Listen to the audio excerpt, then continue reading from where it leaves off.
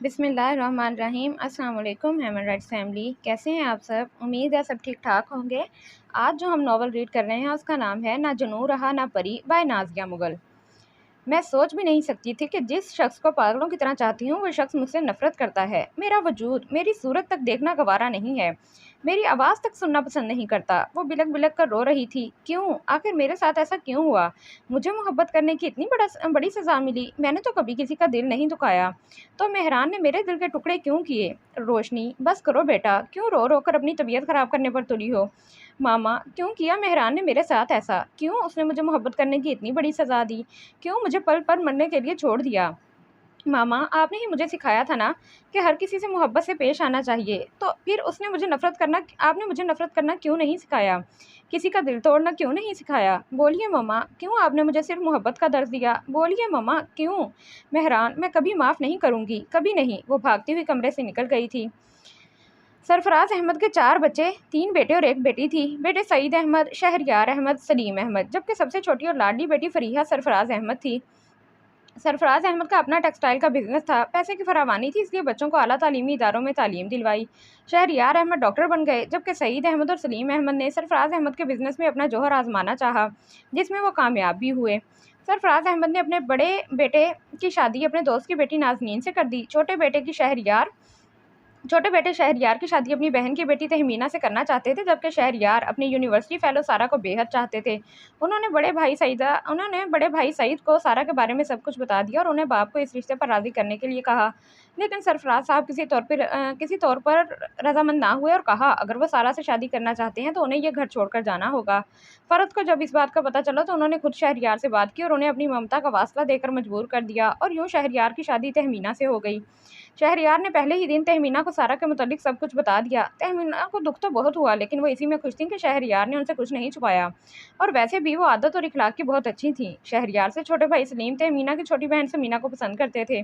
यूँ सबकी रजामंदी से समीना भी इस घर में बहू बनकर आई और अपनी सबसे छोटी और लाडली बेटी फरीहा की शादी अपने भाई के इकलौते बेटे फरहाद से कर दी।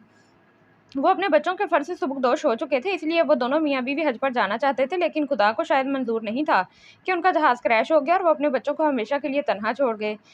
इन सब के लिए ये एक बहुत बड़ा सदमा था। वो इस गम से उभर नहीं पा रहे, लेकिन वक्त एक ऐसा मरहम है जो गुजरने के साथ जख्म को भर देता है, चाहे वो कितना ही गहरा क्यों ना हो। जिंदगी फिर से पहले की तरह रवां दवां थी।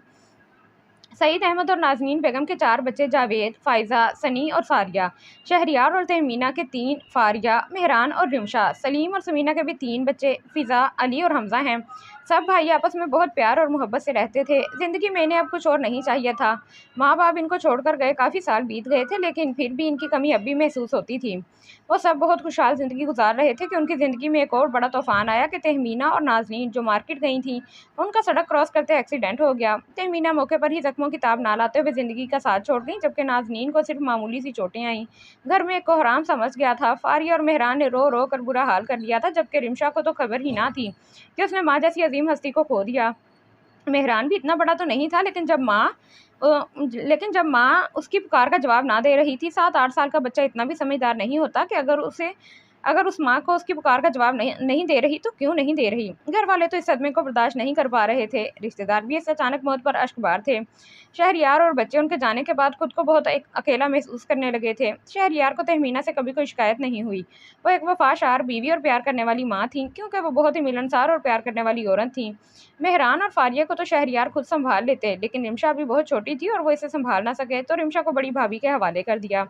सईद अहमद की तबीयत खराब थी, जबकि उन्हें एक ज़रूरी काम के लिए मुल्क से बाहर भी जाना था। भाईजान, आप मुझे बताइए क्या काम है? मैं चला जाता हूँ। आपकी तबीयत पहले ही इतनी ख़राब है, और ऐसे में हम आपको मुल्क से बाहर नहीं जाने दे सकते। शहरयार से भाई की परेशानी देखी ना गई तो बोले, शहरयार, वहाँ पर हो सकता है ज़्यादा दिन लग जाएँ, तुम्हारी जॉब का भी मसला है।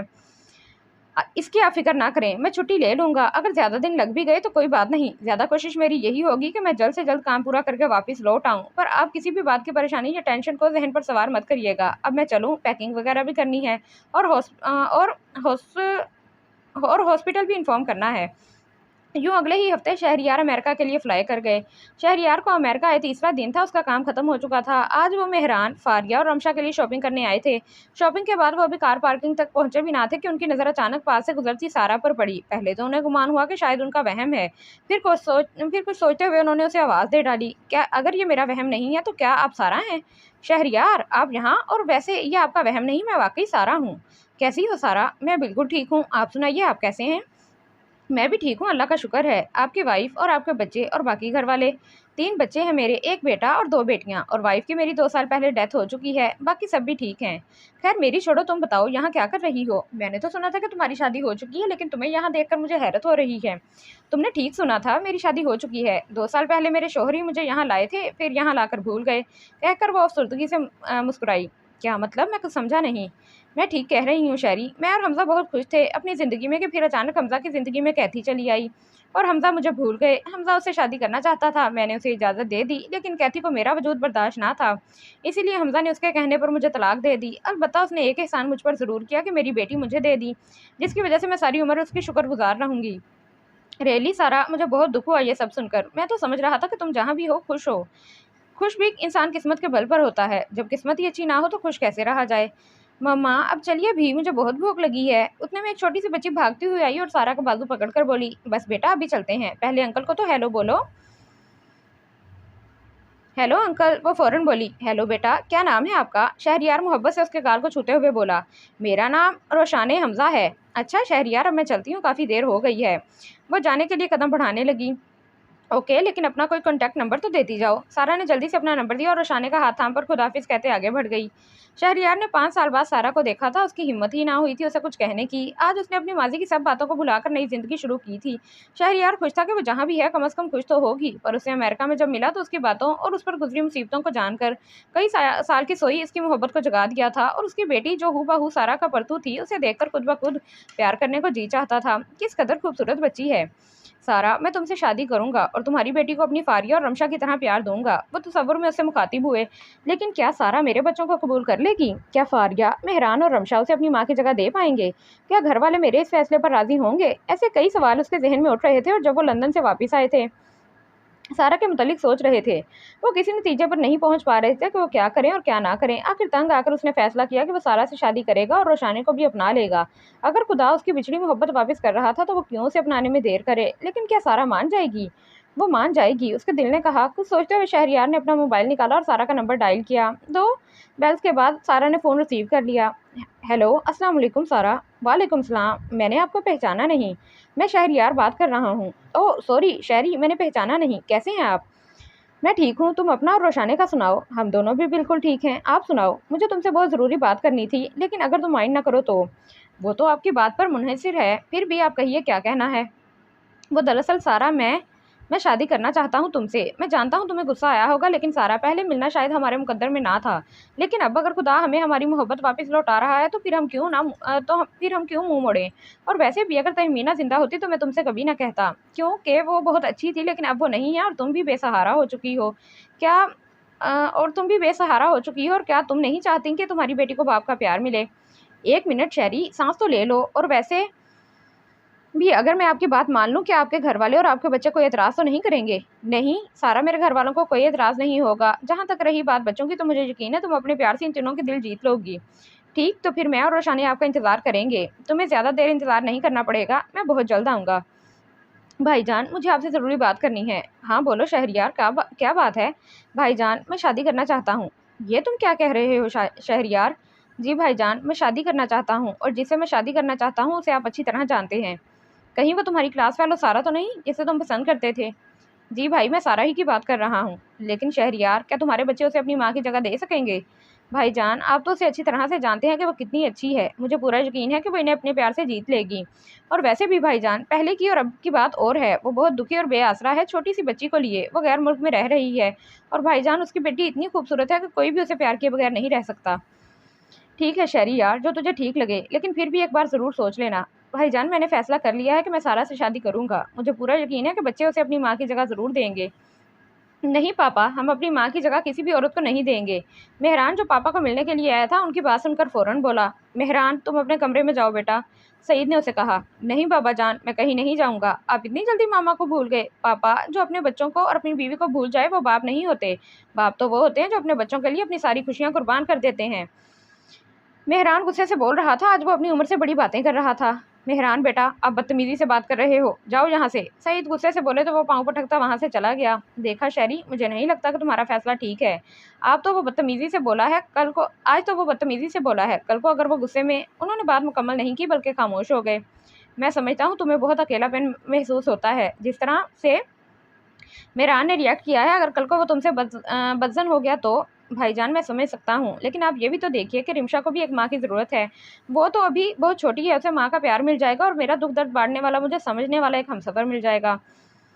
ठीक है शहरी, तुम जो फैसला भी लोगे मैं तुम्हारे साथ हूँ। और हाँ, मेहरान की फ़िक्र है, खैर उसे मैं समझा लूँगा। कुछ ही दिन गुजरे होंगे जब शहरी के साथ सारा ने इस घर में बहू की हैसियत से कदम रखा।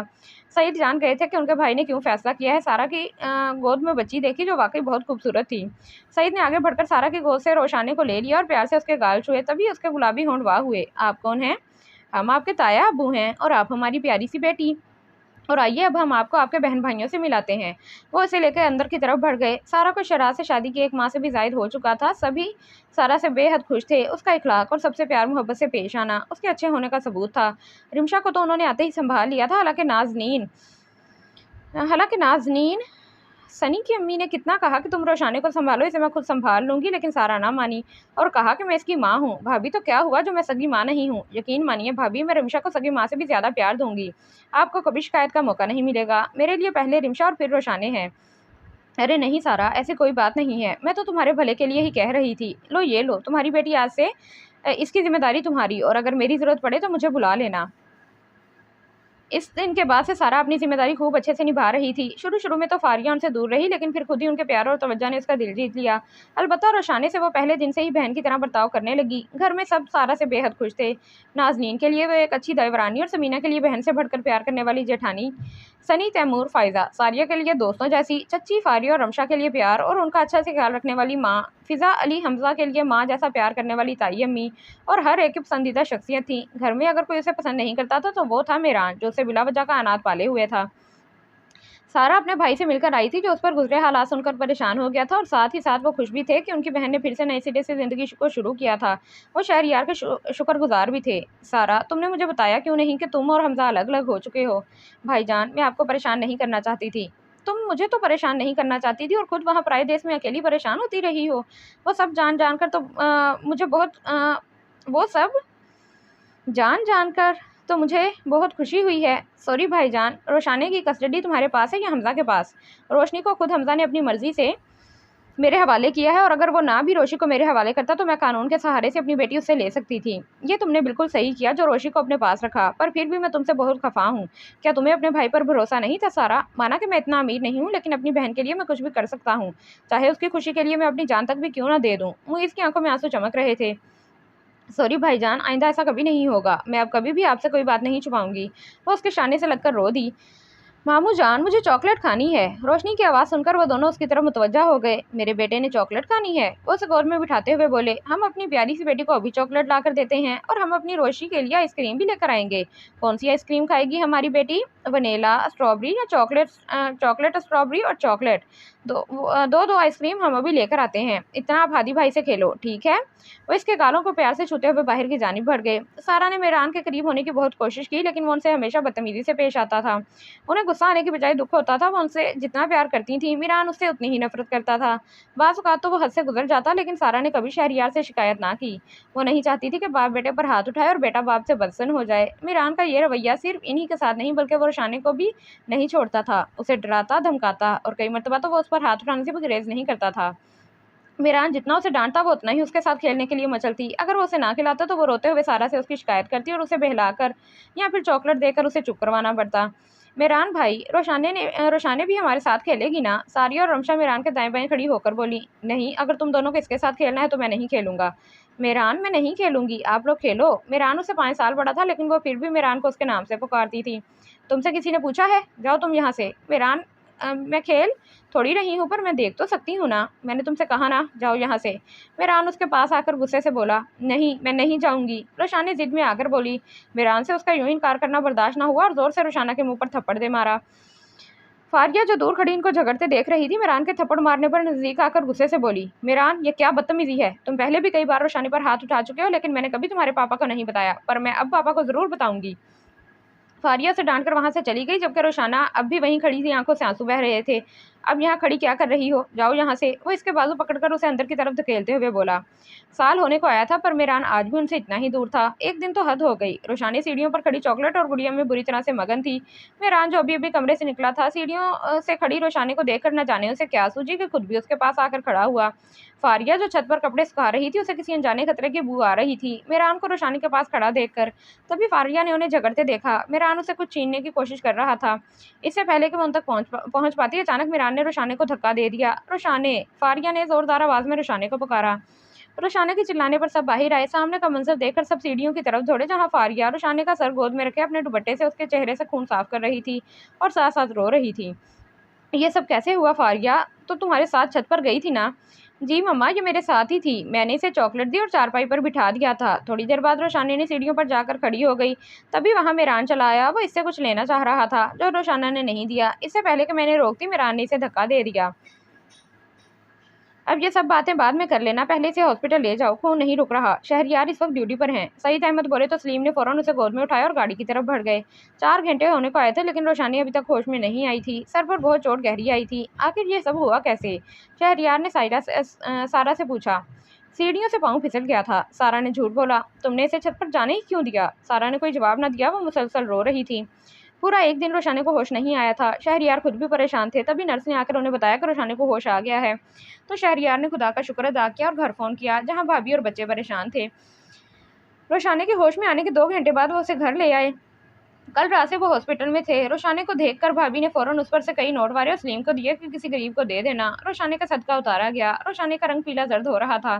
शहरयार उठकर अपने कमरे में चले आए। फारिया पापा को अंदर जाते देखकर उनके पीछे चली आई। पापा, फारिया ने दरवाजे पर दस्तक देकर अंदर दाखिल होते हुए उन्हें पुकारा। अरे फारिया बेटा, आप आओ, बैठो। पापा, मुझे आपको एक बात बतानी है। वो जानती थी कि सारा ने इन्हें कुछ भी नहीं बताया होगा। क्या बात है बेटा? वो हैरत से देखते हुए बोले। पापा, आप जानते हैं रोशानी सीढ़ियों से कैसे गिरी? हाँ बेटा, जानता हूँ। रोशाने का पाँव फिसल गया था सीढ़ियों से। नहीं पापा, रोशाने का पाँव नहीं फिसला था, बल्कि मेरान ने उसे धक्का दिया था। ये तुम क्या कह रही हो फारिया? जी पापा, मैं जो भी कह रही हूँ बिल्कुल सच कह रही हूँ। पहले तो वो सिर्फ इसे डराता धमकाता था, फिर वो रोशानी पर हाथ उठाने लगा, और कल तो मेरान ने हद कर दी। पापा, उसने रोशानी को सीढ़ियों से धक्का दे दिया। फारिया, सारा ने गुस्से से उसे पुकारा। जाओ यहाँ से। ठहरो फारिया, पापा ने उसे जाने से रोका। सारा, क्या फारिया ने मुझे जो बताया वो सब सच है? शहरियार सारा के सामने खड़े होते हुए बोले। वो शहरी, मैं सिर्फ सच सुनना चाहता हूँ। बोलो, जो फारिया ने कहा है वो सब सच है? जी, वो सब सच है। तुमने मुझे पहले क्यों नहीं बताया? जब सारा कुछ ना बोली तो वो खामोशी से उसके सामने से गुजरकर कमरे से बाहर निकल गए। सारा के कानों में खतरे के अलार्म सुनाई देने लगे। वो फौरन शहरियार के पीछे गई, जो मेहरान के कमरे की तरफ जा रहे थे। शहरियार मेहरान के कमरे में दाखिल हुए। मेहरान बेड पर बैठा अपना होमवर्क कर रहा था।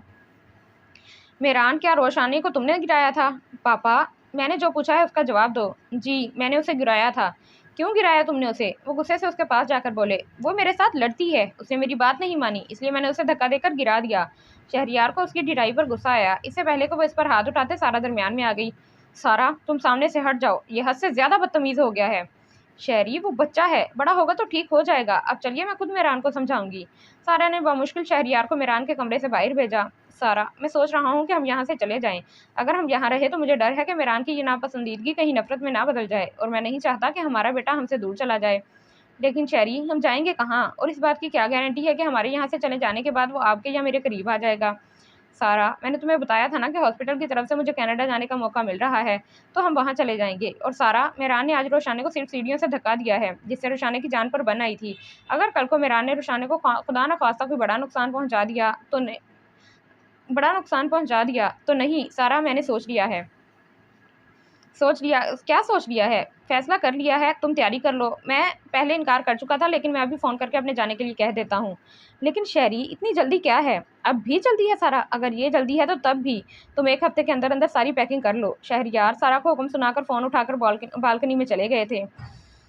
आज शाम को उनकी फ़्लाइट थी। सारी तैयारी मुकम्मल कर चुकी थी। उसका बिल्कुल भी दिल नहीं कर रहा था ये घर छोड़कर जाने का, लेकिन वो अपने शौहर का हुक्म टाल नहीं सकती थी। जो वक़्त करीब आ रहा था वैसे-वैसे उसकी आँखें भर आ रही थीं। फ़ारिया भी रो रही थी। वो खुद रमशा को गोद में बिठाए रो रही थी। सारा ने कितनी कोशिश की थी शहरयार को मनाने की, लेकिन वो नहीं माने और रमशा को साथ लेकर जाना चाहती थी, लेकिन शहरयार ने ये कहकर मना कर दिया कि अगर हम रमशा को ले गए तो वो हमसे और बज़न हो जाएगा। अब वो रमशा को गोद में बिठाए उसे प्यार भी कर रही थी और साथ-साथ रो भी रही थी। शहरयार, एक बार फिर सोच लो, क्या वाक़ई तुम्हारा फ़ैसला ठीक है? सईद शहरयार के कंधे पर हाथ रखकर बोले थे। अब कुछ नहीं हो सकता भाईजान, अब तो हमें जाना ही होगा। चलो सारा, 2 ढाई घंटे हैं फ़्लाइट जाने में।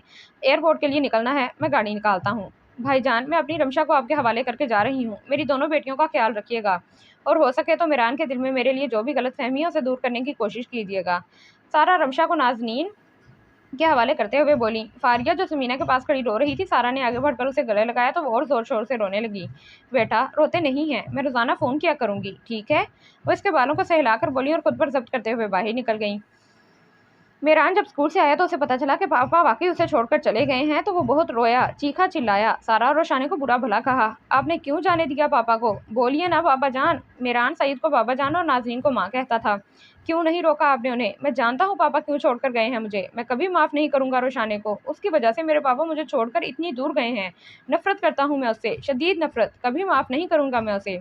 नहीं मेहरान बेटा, तुम्हारे पापा रोशाने की वजह से नहीं गए, वो तो उन्हें हॉस्पिटल वालों ने भेजा है, वो जल्दी वापस आ जाएंगे। नाज़नीन उसके बालों में उंगलियां चलाते हुए उसे प्यार से समझाने लगी।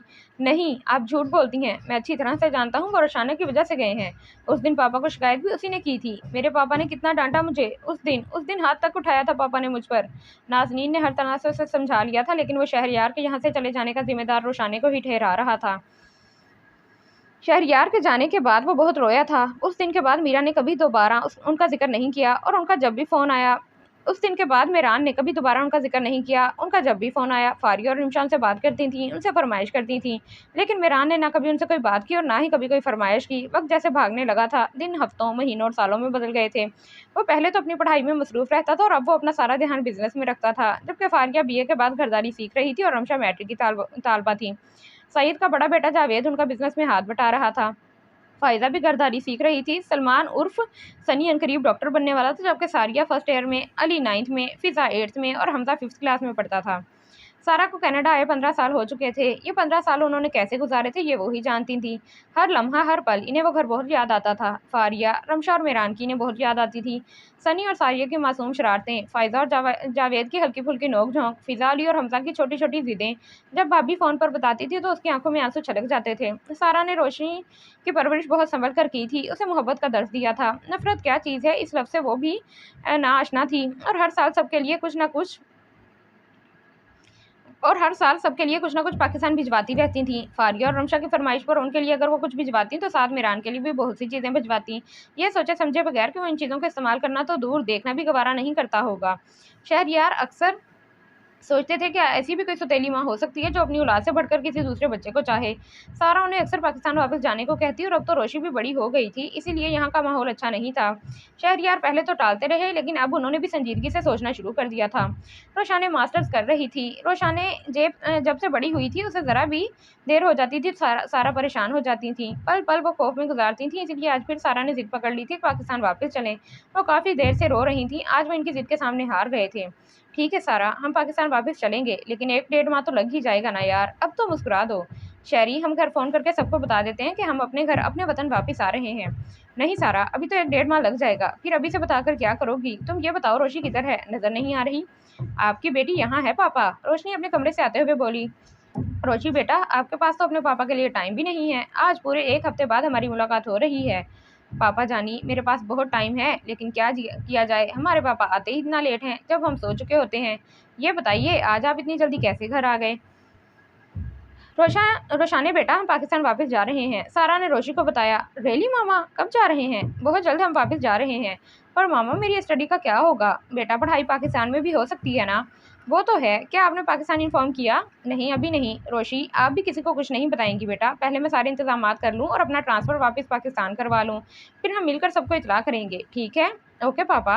1 डेढ़ माह सारा ने एक एक पल गिनकर गुजारा था और आज वो दिन आ गया जब सारा को पक्का यकीन हुआ था कि वो वाकई अपने वतन वापस जा रही है, अपने प्यारों के पास। अभी भी शहरयार टिकट करवा कर आ रहे थे। पापा, मुझे तो अभी भी यकीन नहीं आ रहा कि हम वापस जा रहे हैं। पापा, आपने पाकिस्तान इतला दी? नहीं बेटा, अभी कहाँ, अभी तुम्हारे सामने ही तो आया हूँ। ठीक है, मैं करती हूँ फ़ोन। रोशाना फ़ोन की तरफ बढ़ते हुए बोली। नंबर डायल किया, मुसलसल बेल जा रही थी मगर कोई उठा नहीं रहा था। तंग आकर वो रिसीवर रखने वाली थी जब वो फ़ोन रिसीव कर लिया गया। हेलो, अस्सलाम वालेकुम। वालेकुम अस्सलाम। तुम रोशी बोल रही हो ना? दूसरी तरफ से सनी की आवाज़ सुनाई दी। जी हाँ, मैं रोशानी ही बोल रही हूँ। मिस्टर सलमान सईद अहमद, रोशानी ने उसे चिढ़ाते हुए जवाब दिया। तो मिस रोशानी, कैसे याद आ गई हमारी? मुझे तो फिर भी याद आ गई, तुम्हें तो कभी भी शर्म नहीं आई। याद तो क्या आनी है। खैर, मैंने फ़ोन तुम्हारे लिए नहीं किया, ताई अम्मा या चच्ची जान से बात करवाओ। सॉरी सिस्टर, इस वक्त घर पर सिर्फ बच्चा पार्टी है। घर के बड़े इनविटेशन देने गए हैं, लिहाजा आपसे मेरी अपील है कि आप मुझसे ही बात करें। इनविटेशन किस चीज़ के? सनी, घर में कोई पार्टी वगैरह है? इससे पहले कि सनी कुछ बताता, पापा ने उसके हाथ से रिसीवर लेकर नीचे रखने से पहले स्पीकर ऑन किया और बोले। यार सनी, तुमसे कोई बात हजम नहीं होती? सॉरी चाचू, मैं तो समझ रहा था कि आपने इतला दे दी होगी। कैसी इतला सनी, ऐसी क्या बात है? कुछ नहीं चची जान, मैं तो वैसे ही। यार अब क्या फ़ायदा, तुमने मुंह से बात निकाल दी, अब ठीक तरह से बता भी दो। वैसे भी ये लोग मुझसे उगलवा लेंगे। मैं तो सोच रहा था सरप्राइज़ दूंगा। मगर तू चची जान सुनिए, आपकी दुख्तर नेक अख्तर फारिया शहरियार अहमद की शादी जावेद सईद अहमद से होना करार पाई है। इसलिए घर के बड़े या तो दावतनामे बांटते फिर रहे हैं या बाजारों के चक्कर लगाते फिर रहे हैं। क्या, ये तुम क्या कह रहे हो सनी? अरे ये तो बहुत खुशी की बात है, मगर शहरिया आपने मुझे क्यों नहीं बताया? सारा दुख से बोली। वो फारिया की माँ थी और शहरी ने उनसे राय लेना भी गवारा ना किया। सॉरी सारा, मैं जानता हूँ तुम्हें दुख हुआ है, लेकिन मैं तुम्हें और रोशानी को सरप्राइज देना चाहता था। छोड़िए ना पापा, हम भी तो खुशखबरी सुनाए सनी को। पता है सनी, हम पाकिस्तान वापस आ रहे हैं। रोशानी ने खुशी से भरपूर लहजे में बताया। मैं जानता हूँ आप सब लोग फारिया आपी और भाई की शादी में शिरकत करने आ रहे हो। भाईजान सिर्फ शादी में शिरकत करने नहीं, हमेशा के लिए आ रहे हैं। रोशानी सच कह रही है चाचू। सनी को रोशानी की बात पर एतबार नहीं था। हाँ यार, रोशानी सच कह रही है, कल शाम की फ्लाइट से हम पाकिस्तान पहुंच रहे हैं। अच्छा यार, अब फ़ोन रखता हूँ, सबको सलाम देना और हमारे आने की इतला भी दे देना। ओके, खुदा हाफिज़। जैसे ही सईद अहमद घर वापस आए, सनी ने चाचू के आने की इतला दी कि वो कल रात को फ्लाइट से वापस पाकिस्तान आ रहे हैं, वो भी हमेशा के लिए। सनी की दी खबर से सबके चेहरों पर खुशी की लहर दौड़ गई। वो सोच भी नहीं सकते थे कि फारिया और जावेद की शादी उनके लिए इतनी बड़ी खुशी की खबर लेकर आएगी। उनका भाई 15 साल बाद वापिस आ रहा था। सईद और सलीम तो खुश थे ही, बाकी घर वाले भी बेहद खुश थे। नाज़नीन ने सुबह उठते ही सबको काम पर लगा दिया था। जब से फारिया और फायजा ने घर संभाला था, वो किचन से दूर ही रहती थीं, लेकिन आज वो किचन में खुद रोशाने, शहरयार और सारा की पसंद की चीज़ें बना रही थीं। सबकी दौड़ लगी हुई थी। दूसरी तरफ फारिया मुलाजमा से और रोशाने और सारा शहरयार के कमरे की सफाई करवा रही थीं, जिससे उसे यकीन हो गया कि कमरा अच्छी तरह साफ हो गया है। तो वो माँ को बताने किचन की तरफ चली गई। घर में गैर मामूली चहल पहल देखकर मेहरान चौंक गया। ये तो वो जानता था कि इस घर में कुछ दिन बाद शादी होने वाली है, लेकिन आते समय माँ को किचन में देखकर वो समझ गया कि ज़रूर कोई खास बात है। फारिया आपी, क्या कोई मेहमान आ रहा है? सामने से आती फारिया को देखकर मेहरान पूछ बैठा। नहीं तो, आपसे किसने कहा? किसी ने नहीं, वो माँ किचन में थी ना, इसलिए पूछा था। अरे हाँ सच, शाम को पापा आ रहे हैं ना, इसलिए माँ आज खुद किचन में मौजूद हैं। पापा आ रहे हैं? मेहरान मुंह ही मुंह में बड़बड़ाता हुआ आगे बढ़ गया। वो जैसे ही एयरपोर्ट से बाहर आए, तभी रोशाने को सनी और जावेद भाई आते दिखाई दिए। पापा, वो देखिए सनी और जावेद भाई। इसने पापा को उनकी तरफ मुतवज्जा किया, जो करीब आ गए थे। सनी और जावेद दोनों आगे बढ़े और बारी बारी शहरयार के गले लग गए, फिर सारा के सामने झुककर प्यार लिया। बहुत ही जिद्दी लड़की हो तुम, रोशाने कितना कहा यार, कम से कम एक स्नैप ही भेज दो। लेकिन तुम, क्या बिगड़ जाता तुम्हारा? अरे सनी, अगर मैं तुम्हें अपनी तस्वीर भेज देती तो बेचारी डॉक्टर हिना का क्या बनता? काम खा ही उसके पार्टनर पर हाथ साफ कर लेती। तुम भी सही कह रही हो, अगर मैं तुम्हें पहले देख लेता तो हिना का क्या बनता? वो तो मेरे प्यार में अपनी जान ही दे देती। तुम दोनों क्या कुसर कुसर कर रहे हो? जावेद इनको इस तरह आहिस्ता आहिस्ता बात करते देखकर बोला। कुछ भी नहीं भाईजान, हम तो वैसे ही। अच्छा अच्छा ठीक है, अब बाकी की बातें घर जाकर करना। सनी और रोशाने इस बात में सर हिलाते हुए गाड़ी में जा बैठे। सब ने उनका बहुत जोशो खरोश से इस्तकबाल किया था। मेहरान, जिसे आए अभी 1 घंटा भी नहीं हुआ था, नीचे से आते शोर-गुल को सुनकर खिड़की में आ खड़ा हुआ, जहाँ से पोर्च का मंजर बहुत साफ दिखाई दे रहा था। सब घर वाले पोर्च में आकर खड़े हुए थे, जहाँ पापा और सारा सबसे मिल रहे थे। अलबत्ता वो रोशाने, फारिया और दीगर लोगों के झुरमुट में थी। रोशाने की उसकी तरफ पूछती, उसका चेहरा वो देख ना पाया था। उनका इस तरह से इस्तकबाल होते देखकर वो झिंझला गया और मुड़कर वापस अपने कमरे में चला गया। रोशाने बेटा, अब तो बहुत बड़े हो गए हो। ताया अब्बू उसके सर पर हाथ रखते हुए बोले तो वो मुस्कुरा दी। रोशाने से सब मिल चुके थे सिवाय मेहरान के। वो इधर उधर देखते हुए सनी से पूछने लगी, सनी, मेहरान कहाँ है? अरे वाह रोशाना, तुम्हें सब याद है कि इस घर में कौन कौन रहता है? मैं तुम्हारी तरह भुलक्कड़ नहीं हूँ। तुमसे जो पूछा इसका जवाब दो। मैं खुद नहीं जानता, मैं तो तुम लोगों के साथ ही था। अलबत्ता मेरे घर से निकलने से पहले तक तो वो अपने किसी फ्रेंड के घर गए हुए थे। रोशाने बेटा, ताई अम्मी ने उसे आवाज़ दी तो वो उनकी तरफ मुतवज्जा हुई। जी ताई अम्मी, बेटा हाथ मुँह धो लो, इतने में खाना लगवाती हूँ, भूख लगी होगी तुम्हें। जी अच्छा। रोशाने आपी ज़रा जल्दी हाथ मुँह धोकर आइएगा, कसम से सुबह नाश्ता किया था, आपके इंतज़ार में अब तक भूखे बैठे हैं, पेट में चूहों की रेस लगी हुई है। सारिया मज़लूम सी सूरत बनाते हुए बोली थी। वो सर हिलाकर फारिया आपी के साथ अपने कमरे की तरफ बढ़ गई। 2 दिन हो गए थे उसे आए हुए। मम्मा और पापा मामू की तरफ गए हुए थे। तबीयत नासाज होने की वजह से वो घर पर रुक गई थी। जब वो अपने कमरे में लेटे-लेटे उकता गई तो उठकर फारिया आपी के कमरे में आ बैठी। अब कैसी तबीयत है तुम्हारी? बुखार कम हुआ? फारिया के पूछने पर रोशाने ने सर इस बात में हिलाया। क्या बात है रोशाने, इतनी चुप-चुप क्यों हो? कुछ नहीं आपी, बस दिल नहीं चाह रहा बोलने को। लगता है तुम्हें यहाँ की आबो-हवा रास नहीं आई, इसलिए बीमार पड़ गई हो। फारिया के बाद से उसके होंठों पर मुस्कुराहट दौड़ गई। शुक्र तुम्हारे चेहरे पर मुस्कुराहट तो आई।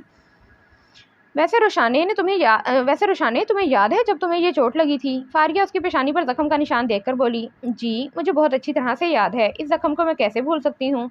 रोशाने खोए खोए लहजे में बोली तो फारिया ने चौंक कर रोशाने की तरफ देखा जो न जाने कहाँ गुम थी, लेकिन उसकी आंखों की चमक देखकर वो गंग सी हो गई थी। आपी मेहरान कहाँ है? 2 दिन हो गए हमें आए हुए, लेकिन वो कहीं नजर नहीं आए। वो वो दरअसल मेहरान आजकल बहुत बिजी रहता है, रात को लेट आता है, इसलिए तुमसे मुलाकात तो होती रहेगी। तुम ये बताओ, तुम शादी के लिए शॉपिंग वहीं से करके आई हो या अभी करनी है? नहीं आपी, वहाँ से तो कोई शॉपिंग नहीं की, मामा ने मना कर दिया था। थोड़ी तबीयत बेहतर हो जाए फिर करूँगी शॉपिंग। ठीक है, फिर जल्दी से ठीक हो जाओ, इकट्ठे चलेंगे। शादी में सिर्फ 2 दिन बाकी थे, घर में मेहमान आना शुरू हो गए थे, लेकिन अभी तैयारियां नामुकम्मल थीं। आज भी सुबह से बाजार के चक्कर लग रहे थे। रोशाने भी आज अपनी शॉपिंग करने आई थी, लेकिन उसे कुछ भी पसंद नहीं आ रहा था।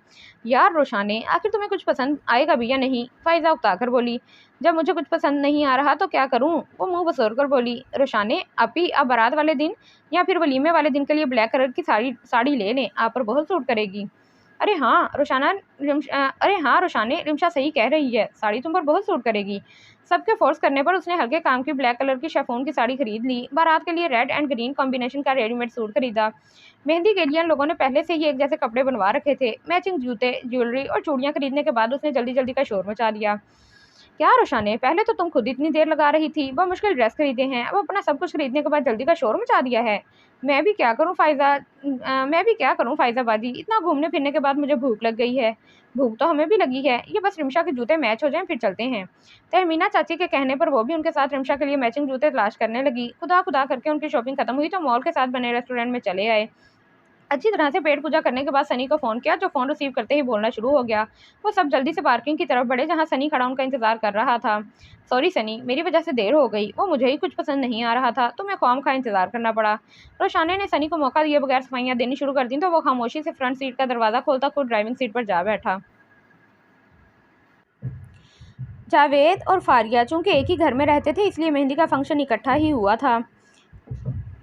घर में तिल धरने की जगह ना थी, हर तरफ शोरो गुल था। रोशाने को पाकिस्तान हफ्ता भर से ज़्यादा हो गया था, लेकिन मेहरान को आज वो पहली बार देख रही थी। सफ़ेद कलफ लगे शलवार सूट में दराज कद बहुत नुमाया था। उसे देखते ही उसकी धड़कनों में एक शोर बर्पा हो गया था। वो फारिया को देखने आई थी कि वो तैयार हुई या नहीं, लेकिन फारिया के पास मेहरान को बैठा देखकर वो वहीं दरवाजे में खड़ी रह गई। उसके कदम उठने से इनकारी थे। वो यकटिक मेहरान को देखे जा रही थी। जब भी फारिया की नज़र दरवाजे में इस्तादा रोशाने पर पड़ी, जो एक नज़र से मेहरान को देख रही थी, उसे पहले भी शक हुआ था कि रोशाने मेहरान को चाहती है। उसकी नज़रें हर वक्त कुछ ढूंढती हुई महसूस होती थीं। फारिया की नज़रों के सामने गुजरे 8 दिनों का एक एक पल घूम गया। रोशाने की आंखों में मेहरान के जिक्र पर वो चमक, उसके बात करते करते खो जाना, ये सब फारिया का वहम नहीं बल्कि हकीकत थी। रोशाने मेहरान से मोहब्बत करती थी, अब भी उसे किसी की कुछ खबर ना थी। फारिया की नज़र को किसी और तरफ मुतवज्जा देखकर पीछे मुड़ा तो दरवाजे पर रोशाने को खड़े पाया। उसकी आंखों की चमक देखकर वो भी हैरान रह गया था, लेकिन फिर पेशानी पर बल डाल लिए। रोशाने उसके चेहरे के बदलते साविये देखकर होश में आई और खामोशी से चलते हुए फारिया के पास आ खड़ी हुई और मेहरान को सलाम किया, जिसका जवाब बहुत सख्त लहजे में दिया गया। फारिया आपी, अगर आप तैयार हैं तो चलिए, सब आपको नीचे बुला रहे हैं रस्म के लिए। फारिया उसके साथ चली आई। उनके पीछे पीछे मेहरान भी था। बहुत धूमधाम से मेहंदी की रस्म अदा की गई। मेहंदी दोनों की इकट्ठी थी, इसलिए मज़ा भी डबल आया। रात गए तक सबने हल्ला गुल्ला किया। वो तो अगर ताई अम्मी इन्हें उठा कर सोने के लिए ना भेजती तो वो तो सुबह तक लगे रहते। अगले दिन सब सुबह जल्दी उठ गए। बारात का इंतजाम हॉल में था, इसलिए फारिया को पार्लर से सीधा वहीं जाना था। फारिया के साथ पार्लर में फायजा और रोशाने गई थी। वो खुद भी वहीं पर तैयार हुई। वहाँ से सनी इन्हें सीधा हॉल में ले आया। दुल्हन बेहद खूबसूरत लग रही थी, तो दुल्हा भी कुछ कम ना था। रोशी इधर से उधर चक्कर काट रही थी, जब हादी भाई ने उसके बाजू थाम कर उसे रोका। अरे रोशी डियर, तुम एक जगह सुकून से बैठ जाओ। क्या करूं हादी भाई, कोई इधर से आवाज़ देता है तो कोई उधर से, मैं तो घन चक्कर बन गई हूँ। वो उनके पास ही चेयर घसीट कर बैठते हुए बोली तो वो मुस्कुरा दिए। रोशी, एक बात कहूँ, आज तुम बहुत प्यारी लग रही हो, बिल्कुल किसी नाजुक सी गुड़िया की तरह। वो प्यार से उसके सर पर हाथ रखकर बोले तो वो खिलखिलाकर हंस दी। उसके खिलखिलाने में ऐसी खनक थी कि मेहरान, जो सनी को बहुत ज़रूरी काम करने के लिए कह रहा था, मुड़कर देखने पर मजबूर हो गया। जहाँ रोशानी बैठी थी, 2 पल तो वो अपनी नज़रें ही हटा ना पाया। वो हंसते हुए बेहद खूबसूरत लग रही थी। सनी ने उसे अपनी तरफ मुतवज्जा किया तो वो बामुश्किल अपनी नज़र हटा पाया था। वलीमे वाले रोज़ फारिया पहले दिन से भी ज़्यादा खूबसूरत लग रही थी और दूसरी तरफ ब्लैक साड़ी में रोशानी की दूधिया रंगत चमक रही थी। जो नज़र भी उस पर उठ रही थी पलटने का नाम न लेती। खूबसूरत तो वो थी ही, पर साड़ी उसके दराज कद पर बहुत अच्छी लग रही थी। रोशानी स्टेज पर जाने के लिए आगे बढ़ रही थी जब सनी ने उसे रोक लिया। रोशी, तुम्हें डॉक्टर हिना को देखना था ना? वो देखो, वो जो सामने पिंक कलर के ड्रेस में खड़ी है ना, वो ही डॉक्टर हिना है। रोशी ने बगौर हिना को देखा। गंदुमी रंगत, तीखे नैन नकुश वाली वो लड़की उसे बहुत अच्छी लगी, लेकिन सनी को चढ़ाने के लिए वो बोली, सनी, इतनी खास नहीं है वो लड़की, तुम कहाँ और वो कहाँ। ना माना मिस्रो शाने हमजा माना मिस्रो शाने हमजा के आप बहुत खूबसूरत हैं, लेकिन मेरी नज़र से देखिए, वो आपको दुनिया की हसीन लड़की नज़र आएगी। वो क्या कहा है किसी शायर ने कि उसे बारिशों ने चुरा लिया, कि वो बादलों का मकीन था। कभी मुड़ के ये भी तो देखता कि मेरा वजूद ज़मीं था। कभी साहिलों पर फिरोगे तो तुम्हें सीपियाँ भी बताएंगी, मेरी आंख में जो सिमट गया वो शख्स सबसे हसीन था। अरे सनी, लगता है तुम बुरा मान गए। मैं तो बस तुम्हें चिढ़ा रही थी, वरना तो हिना मुझे पहली नज़र में ही बहुत अच्छी लगी। लेकिन ये क्या, दूर से ही मिलवाओगे या फिर करीब से जानने का मौका भी मिलेगा? नहीं रोशानी, तुम आओ, मैं तुम्हें मिलवाता हूँ। चलो। वो सनी के साथ हिना की तरफ चल दी। शादी के हंगामों से फारिग हुए तो फिर से अपनी रूटीन वर्क में लग गए। रोशानी ने भी यूनिवर्सिटी में एडमिशन ले लिया। सबकी तरह वो भी अब मसरूफ़ रहती थी। हफ्ते में एक दिन होता जब वो सबके साथ बैठती थी, वरना या तो वो होती और या उसकी किताबें। फारिया और जावेद भी हनीमून से वापस आ चुके थे। अक्सर फारिया उससे गिला करती कि वो उनके पास नहीं बैठती, पर उसका एक ही जवाब था, ये मेरा लास्ट सेमेस्टर है, वो भी ख़त्म होने वाला है। मैं तो पापा से पहले ही कहती थी कि मेरे एग्ज़ाम्स हो जाएं फिर चलेंगे, लेकिन फिर मुझे आपकी शादी मिस करना पड़ती। और अब एक बार मेरे एग्ज़ाम्स हो लेने दें, फिर जी भर के बिठा लीजिएगा मुझे अपने पास।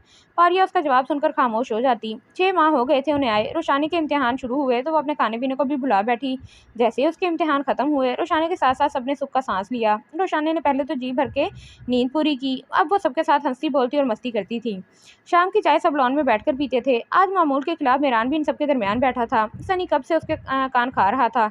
लगता नहीं सनी तुम डॉक्टर बनने वाले हो। रियली, मुझे तो हर वक्त तुम घर पर नजर आते हो।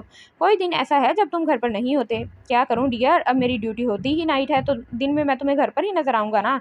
क्यों फारिया भाभी, मैं ठीक कह रहा हूँ ना? सनी ने फारिया को भी बीच में घसीटा।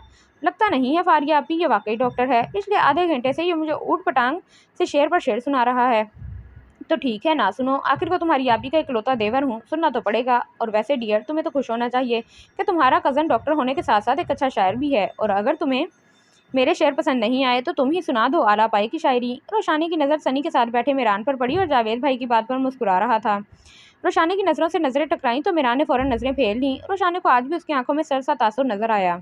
क्यों, क्या हुआ? हो गई ना बोलती बंद मोहतरमा? मुझे तो लगता नहीं कि तुम शायरी की अलीबेब से भी आशना हो।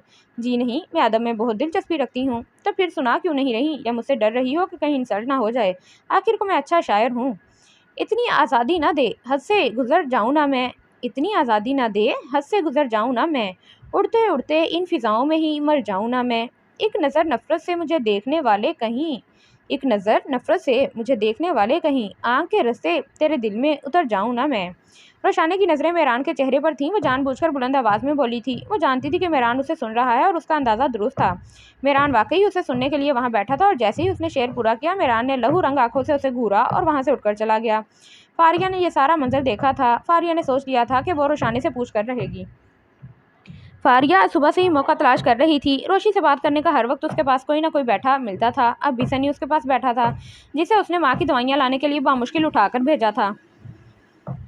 रोशी, मुझे तुमसे एक बात करनी है। तुम अपने कमरे में चलो, अभी चाय बनाकर आती हूँ। क्या बात करनी है आपको फारिया आपी? मैं आकर बताती हूँ, तुम चलो अपने कमरे में। रोशाना आपी का इंतजार करते हुए सोच रही थी कि आखिर कौन सी बात है जो आपी ने मुझे कमरे में आने को कहा। वो परेशानी से इधर से उधर टहलने लगी। अभी उसका तीसरा चक्कर था कि आपी ट्रे में 2 कप चाय लेकर कमरे में दाखिल हुई और पीछे दरवाज़ा बंद कर दिया। आओ बैठो यहाँ। वो रोशानी का बाजू थामकर अपने बराबर बिठाकर बोली, रोशी, तुम मुझे अपनी बड़ी बहन मानती हो ना? फारिया के पूछने पर रोशानी ने इस बात में सर हिलाया।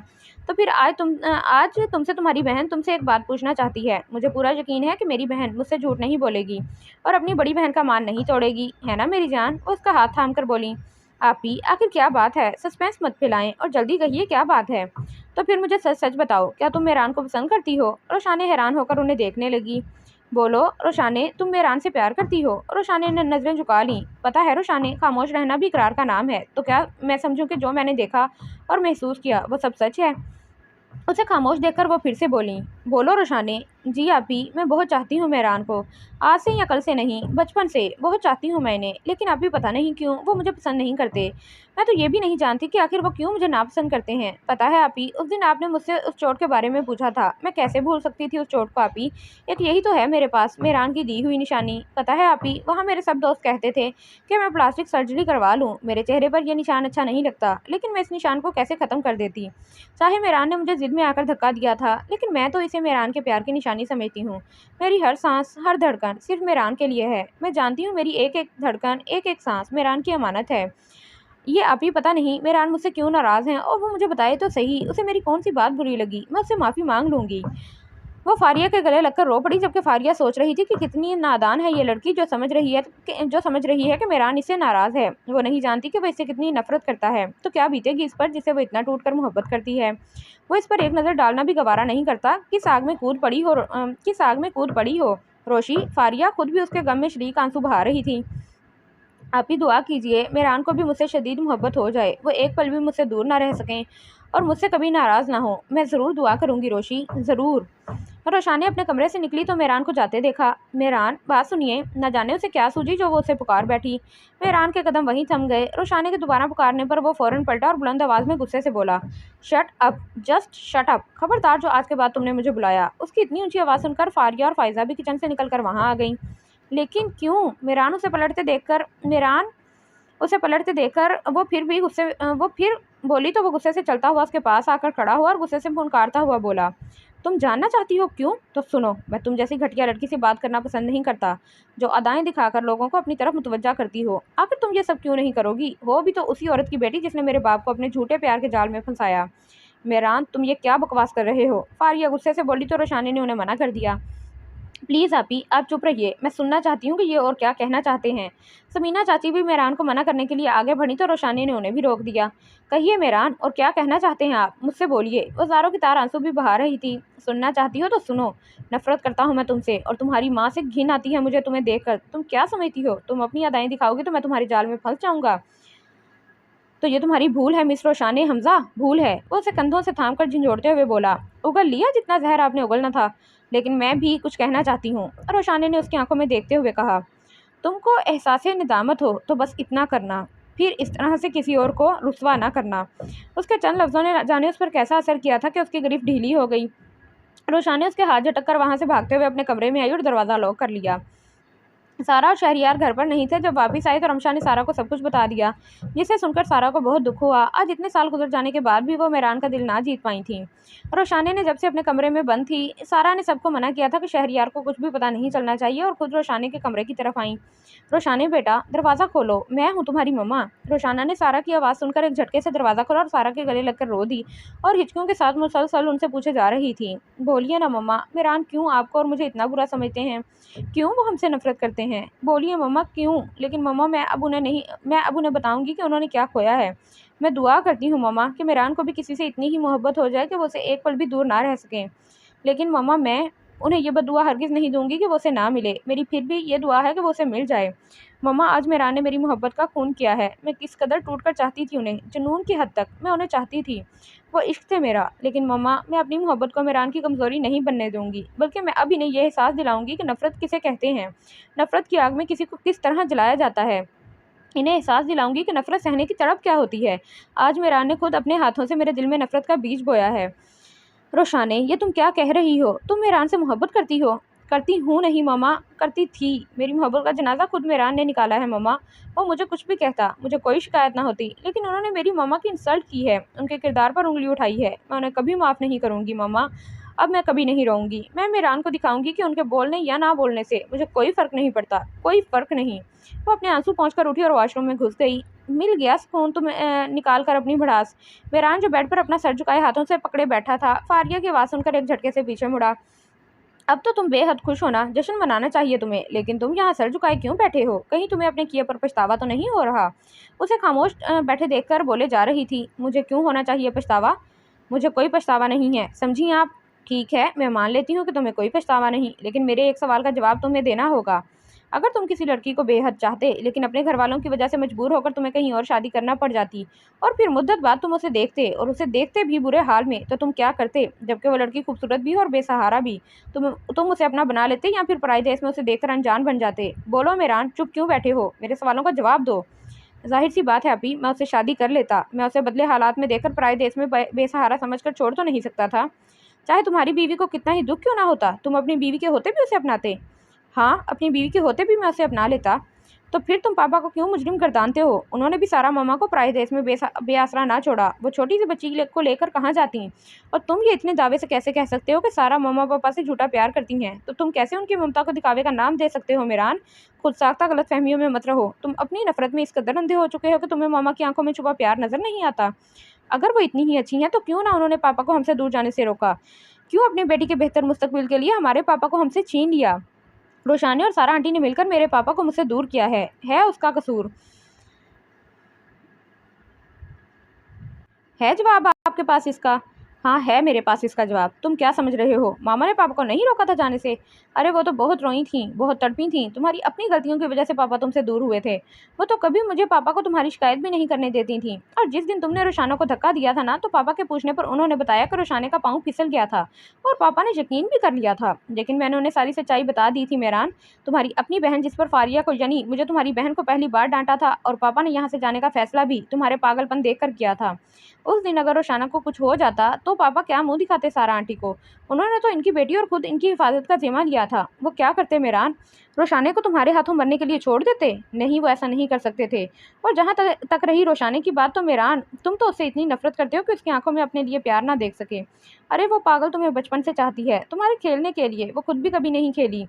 तुम्हारी खुशी के लिए वो अपनी खुशियों को कुर्बान करती रही। वो तो तुम्हें दीवानों की तरह चाहती है, इश्क करती है वो तुमसे। तुम्हारा दिया जख्म का निशान, वो उसे तुम्हारी मोहब्बत की निशानी समझती है।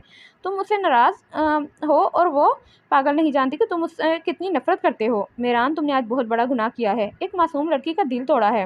वो तो जब से अपने कमरे में बंद है। मुझे तो डर है कहीं वो कुछ कर ना बैठे, वो परेशानी से बोली। जबकि मेरान सारी सच्चाई सुनकर बहुत शर्मिंदा हुआ था। आप प्लीज़ जाइए और देखिए कि वो ठीक है कि नहीं। मेहरान फारिया के दोनों हाथ थाम कर बोला, तो फारिया हैरानगी से उसे देखने लगी और खामोशी से उसके कमरे से चली आई। पापा, मैं कुछ दिनों के लिए मामू के घर जाना चाहती हूँ। कल हादी भाई का भी फ़ोन आया था। इधर मुमानी और हनी भी कह रही थी कि मैं जब से आई हूँ उनकी तरफ चक्कर नहीं लगाया। बेटा, मुझे क्या एतराज़ होगा? तुम बताओ कब जाना चाहती हो? मैंने मुमानी से वादा किया है कि कल शाम का खाना उनके साथ खाऊंगी, इसलिए कल सुबह की टिकट करवा दें। ठीक है, मैं सनी से कह दूंगा, तुम अपनी पैकिंग कर लो। Thank you papa, I love you so much. Love you too बेटा। शहरयार उसकी पेशानी पर बोसा देकर बोले, तो वो मुस्कुराते हुए डाइनिंग रूम से सीधी अपने कमरे में चली आई। रोशान ने कपड़े अलमारी से निकालकर बेड पर फैलाए बैठी थी जब फारिया उसके कमरे में आई। ये क्या पागलपन है रोशी? तुम मामू की तरफ क्यों जा रही हो? आप भी प्लीज़ मुझे जाने दें। मैं सिर्फ चंद दिनों के लिए जा रही हूँ। मैं कुछ दिनों के लिए ये सब कुछ भुला देना चाहती हूँ। मुझे संभलने के लिए कुछ वक्त चाहिए। फारिया उसकी बात सुनकर चुप हो गई और उसकी पैकिंग में मदद करने लगी। मेहरान 3 दिन से नोट कर रहा था। रोशानी इस घर में कहीं भी दिखाई ना दे रही थी। वो बहुत शर्मिंदा था अपने किए पर। उसने सोच लिया था कि वो सबसे अपनी गलती की माफ़ी मांगेगा। हालांकि उसकी गलती माफ़ की जाने वाली ना थी। सबको टीवी लाउंज में बैठे देखकर मेहरान वहीं चला आया। इससे अच्छा मौका कोई भी नहीं था माफ़ी मांगने का। मेहरान अंदर दाखिल होकर सीधा सारा के कदमों में जा बैठा। वो सब जो किसी टॉक शो देखने में मसरूफ़ थे, उसकी हरकत पर सब उनकी तरफ मुतवज्जा हो गए। सारा खुद हैरानगी से उन्हें देखती तो कभी मेहरान को। प्लीज़ मुझे माफ़ कर दीजिए, मैंने बहुत गलत किया। मैंने आपके किरदार पर उंगली उठाई, रोशी को बुरा भला कहा। मैं बहुत बुरा हूँ, माफ़ी के काबिल नहीं हूँ। लेकिन माँ का दिल तो बहुत बड़ा होता है ना। बच्चे चाहे कितने ही नाफरमान क्यों ना हो, माएँ फिर भी उन्हें दुनिया की नज़रों से छुपा कर रखती हैं। मैं भी तो आपका बेटा हूँ ना, तो क्या आप मुझे माफ़ नहीं करेंगी? मुझे अपनी ममता की छाँव में नहीं रखेंगी? वो उनके दोनों हाथ थाम कर उन पर सर टिकाकर रोते हुए बोला। सारा खुद भी रो रही थी। बोलिए मम्मा, क्या आप अपने बेटे को माफ़ नहीं करेंगी? बोलिए ना। मेरान उन्हें झंझोड़ते हुए बोला। वहाँ बैठे सबकी आंखों में आंसू थे। सारा ने दोनों हाथों में मेरान का चेहरा थामा और उसकी पेशानी को चूमते हुए बोली, मैंने तुम्हें खुद से दूर कभी समझा ही नहीं मेरान।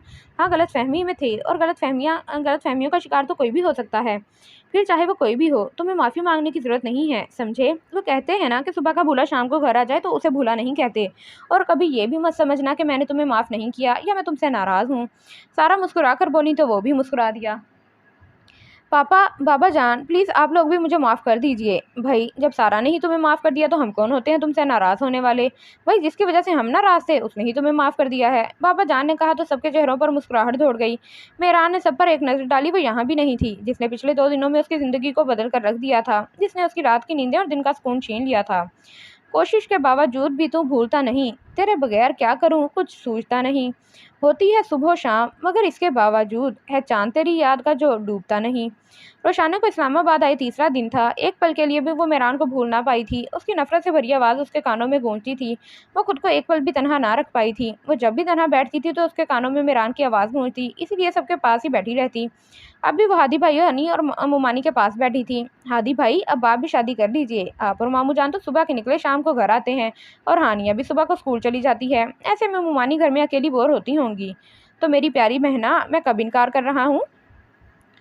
मैं तो खुद मम्मा से कहता हूँ कि अब मेरी शादी हो जानी चाहिए। मुमानी जान, आप क्यों नहीं कर रही हादी भाई की शादी? रोशाने ने मुमानी से पूछा। जहाँ ये कहता है ना बेटा, शादी करने को, हमारा उनका कोई मेल नहीं। वो तो बहुत अमीर हैं, जबकि ये कहता है कि हमें लड़की से शादी करनी है, उनकी दौलत से नहीं। पर वो लोग क्या अपनी बेटी की शादी 10-15 हज़ार कमाने वाले को दे देंगे? क्यों नहीं देंगे? आखिर हादी भाई में क्या कमी है? और वैसे हादी भाई, आप मुझे बताइए कि वो लड़की कौन है? मैं जाऊँगी आपके लिए उस लड़की का हाथ मांगने। तुम्हारे जावेद भाई की छोटी बहन फ़ाइज़ा। मुझे शादी में वो बेहद अच्छी लगी। रोशी, मुझे कुछ नहीं चाहिए। खुदा मुझे इतनी हिम्मत दे कि मैं उसकी हर ख्वाहिश को पूरा कर सकूं। मुझे सिर्फ फ़ाइज़ा चाहिए, ना कि उसकी दौलत। मैं फ़ाइज़ा को पसंद करता हूँ, उसकी दौलत को नहीं। पर मम्मा मेरी बात समझ ही नहीं रही। फिर तो हादी भाई कोई मसला ही नहीं है। मुमानी जान, ताया अब्बू पैसे को नहीं, लोगों को देखते हैं कि वो कैसे हैं, उनका इखलाक कैसा है। आप बेफिक्र रहें हादी भाई, मैं मुकम्मल सपोर्ट करूँगी आपको। वो मुस्कुरा कर बोली तो हादी भी मुस्कुरा दिया।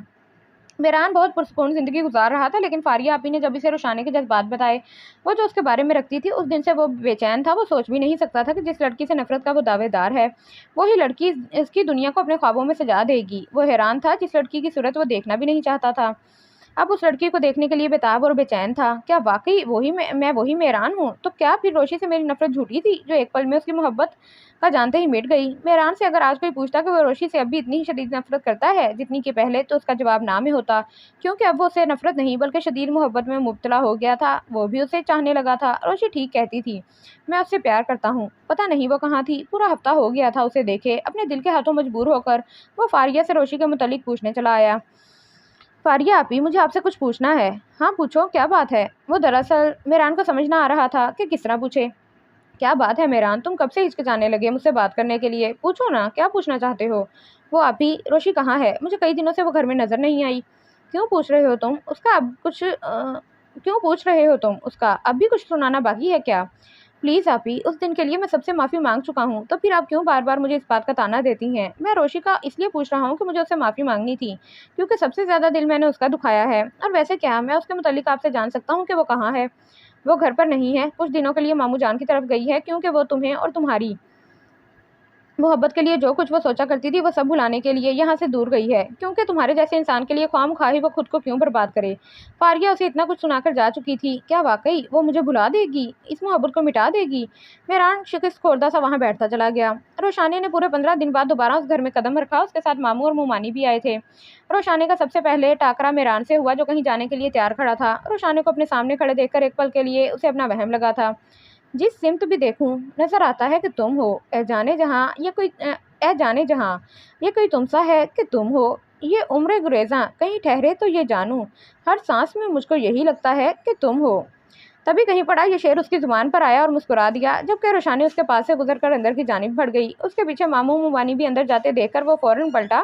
तो ये मेरा वहम नहीं बल्कि हकीकत है, रोशानी सच में वापस आ गई है। वो जो अपने किसी दोस्त से मिलने जा रहा था, सब कुछ भुलाकर खुद भी अंदर की जानिब बढ़ गया, जहाँ रोशी ताई अम्मी की गोद में सर रखे लेटी हुई थी। रोशी बेटा, तुझे बिल्कुल याद ना आई हमारी? क्यों नहीं ताई अम्मी, याद आती तो थी, पर हादी भाई मुझे खुश करने के लिए कुछ ना कुछ प्रोग्राम बना लेते। अगर आपकी याद ना आती तो मैं आते ही आपकी गोद में लेटती क्यों? नाज़नीन मुस्कुरा दी। चल अच्छा, अब चल अपने कमरे में जाकर थोड़ा आराम कर ले, बहुत थक गई होगी ना। ताई अम्मी ने उसे वहाँ से उठाकर कमरे में भेजा। सब लॉन में बैठे शाम की चाय पी रहे थे जब मुईज़ अहमद ने सईद अहमद से बात करने का इरादा किया। भाई साहब, अगर आप लोग बुरा ना माने तो एक दरख्वास्त है। नहीं मुईज़ यार, मैं बुरा क्यों मानने लगा, तुम कहो क्या बात है। भाई साहब, हम आपकी तरह अमीर तो नहीं, लेकिन फिर भी अल्लाह का शुक्र है कि उसने हमको सब कुछ दिया है। बात दरअसल यह है कि मैं अपने बेटे हादी के लिए आपकी बेटी फ़ाइज़ा का हाथ मांगने आया हूँ। यकीन कीजिए, आपकी बेटी को कभी कोई परेशानी नहीं होगी। वो मेरी बेटी हानिया की तरह ही इस घर में रहेगी। मुईज़ अपनी बात कहकर खामोश हो गए। मुईज़, मैं खुद तुमसे कहना चाहता था, लेकिन तुमने मेरे मुंह की बात छीन ली। लेकिन यार, मुझे तुम्हारी एक बात बहुत बुरी लगी। यार क्या हुआ अगर हम अमीर हैं, तुम भी किसी से मांग कर तो नहीं खाते ना। और वैसे भी यार, दौलत तो आनी जानी चीज़ है। आज मेरे पास है तो कल तुम्हारे पास। मुझे ये रिश्ता मंजूर है। देखा मामू जान, मैं कहती थी ना, मेरे तायाबू लोगों को देखते हैं ना कि उनकी दौलत को। रोशाने ने सईद अहमद के कंधों पर हाथ रख के कहा तो सईद अहमद मुस्कुरा दिए, जबकि रोशाने अपने मोबाइल को देखने लगी जिस पर हादी भाई की कॉल आ रही थी। वो मोबाइल हाथ में लिए कुछ दूर आई और कॉल रिसीव की जब बाकी सब उठकर अंदर की जानिब बढ़ गए। हेलो हादी भाई, गुड न्यूज़ है आपके लिए। मैंने कहा था ना, मैं मुकम्मल सपोर्ट करूंगी, लेकिन इसकी ज़रूरत ही नहीं पड़ी। ताया अबू वैसे ही इस रिश्ते के लिए रजामंद हो गए। अब आप अपना वादा याद रखिएगा। कौन सा वादा गुड़िया? रोशाने ने उनके तेवर बदलते देखे तो चिढ़कर बोली, आपके साथ, यानी आप दोनों के साथ हनीमून पर जाने का। मुंह धो रखो, आप क्यों मुझे चिढ़ा रहे हैं हादी भाई? वही वाला वादा, एक अच्छा सा डिनर और ढेर सारी शॉपिंग। याद है मुझे, तुम चाहो तो आज ही पूरा करवा लो वादा, बशर्ते तुम यहाँ आना होगा। जी नहीं, अभी नहीं, आपकी शादी के बाद। और वैसे भी अभी कल ही तो मैं आई हूँ। ओके ठीक है, फिर बात करेंगे। अल्लाह हाफिज़। अल्लाह हाफिज़। रोशाने ने फ़ोन बंद करके जैसे ही पलटी मेरान से टकराते टकराते बजी। उसे देखते ही रोशाने के माथे पर बल पड़ गए, जिन्हें मेरान ने बहुत गौर से देखा था। रोशाने उसकी साइड से होकर गुजरने लगी तो मेरान ने कलाई पकड़कर उसे रोक लिया। मुझे तुमसे बात करनी है। हाथ छोड़िए मेरा। रोशाने गुस्से से बोली तो मेरान ने और ज़ोर से उसकी कलाई को पकड़ा। सुनाई नहीं दिया आपको? छोड़िए मेरा हाथ। जब तक तुम मेरी बात नहीं सुन लोगी, मैं तुम्हारा हाथ नहीं छोड़ूंगा। पहले आप मेरा हाथ छोड़िए, फिर मैं आपकी बात सुनूंगी। मेरान ने उसका हाथ छोड़ दिया। इससे पहले कि वो कुछ और कहता, वो वहां से भाग खड़ी हुई। रोशी रुको, मेरी बात सुनो। मगर उसने मेरान की एक न सुनी और 1 मिनट भी रुके बगैर वहां से चली गई। फिर रोशाने का ये मामूल हो गया, वो जब भी उससे बात करने की कोशिश करता वो वहां से उठकर चली जाती। अगर वो सबके साथ जा बैठता तो वो वहां से उठकर चली जाती।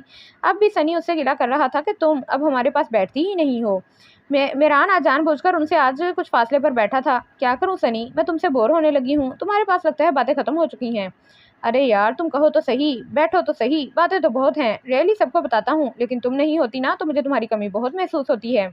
अरे तो मैं कब कह रही हूँ, वो शायर ने कहा है ना कि खलूस कोई खलूस है कि दिलों में रबते मुबहम नहीं। तुम्हें एतराफ़े सितम नहीं, मुझे एतबार करम नहीं। ये फ़कत गरूर की बात है कि ज़ुबान से अपनी तुम ना कहो तुम्हें, वरना इसकी खलिश तो है कि तुम्हारी बज़म में हम नहीं। अरे वाह, लगता है आजकल तुम शायरी को ज़्यादा ही पढ़ने लगी हो, जो हर बात में शेर उगलती हो। सच कभी तुम मेरी इस आदत से तंग थी, पर अब मैं तुम्हारी आदत से तंग आ चुका हूँ। रोशाने हंसने लगी। शुक्र है तुम मुझसे तंग आ चुके हो, अब मुझे तुम्हारे पास बैठने की जरूरत नहीं। वो वहां से उठते हुए बोली और ताई माँ के सामने जा बैठी। ताई अम्मी, मेरे सर में तेल लगा दें। शुक्र है तुमने खुद से कहा, वरना तुम्हारे बाल देखकर वहशत सी होती थी। देखो तो कितने रुकेले बाल हो रहे हैं। जबकि वो खामोश बैठी मुस्कुरा रही थी। कमरे में उसे घुटन महसूस हुई तो उठकर कमरे की खिड़की खोल दी, लेकिन फिर भी उसके अंदर की घुटन कम ना हो रही थी। वो दरवाज़ा खोलकर बाहर निकल आई और आहिस्ता आहिस्ता चलते सीढ़ियों की तरफ बढ़ी और छत पर चली आई। किस कदर ठंडी हवा चल रही थी। रोशाने को ऊपर आकर कदरे सुकून मिला था। बहुत बेचैन रहती है तबीयत एक मुद्दत से, दिलो जाँ को नहीं मिल पाई राहत एक मुद्दत से। बहुत मजबूर हूँ, वरना बहुत महसूस करता हूँ मेरी जान, तुमसे मिलने की ज़रूरत एक मुद्दत से। अपने पीछे से आती आवाज़ पर वो यकदम पलटी थी। उसके पीछे मेहरान सीने पर हाथ बांधे ऐन उसके सामने आ खड़ा हुआ था। क्या हुआ, इस वक्त छत पर क्या कर रही हो?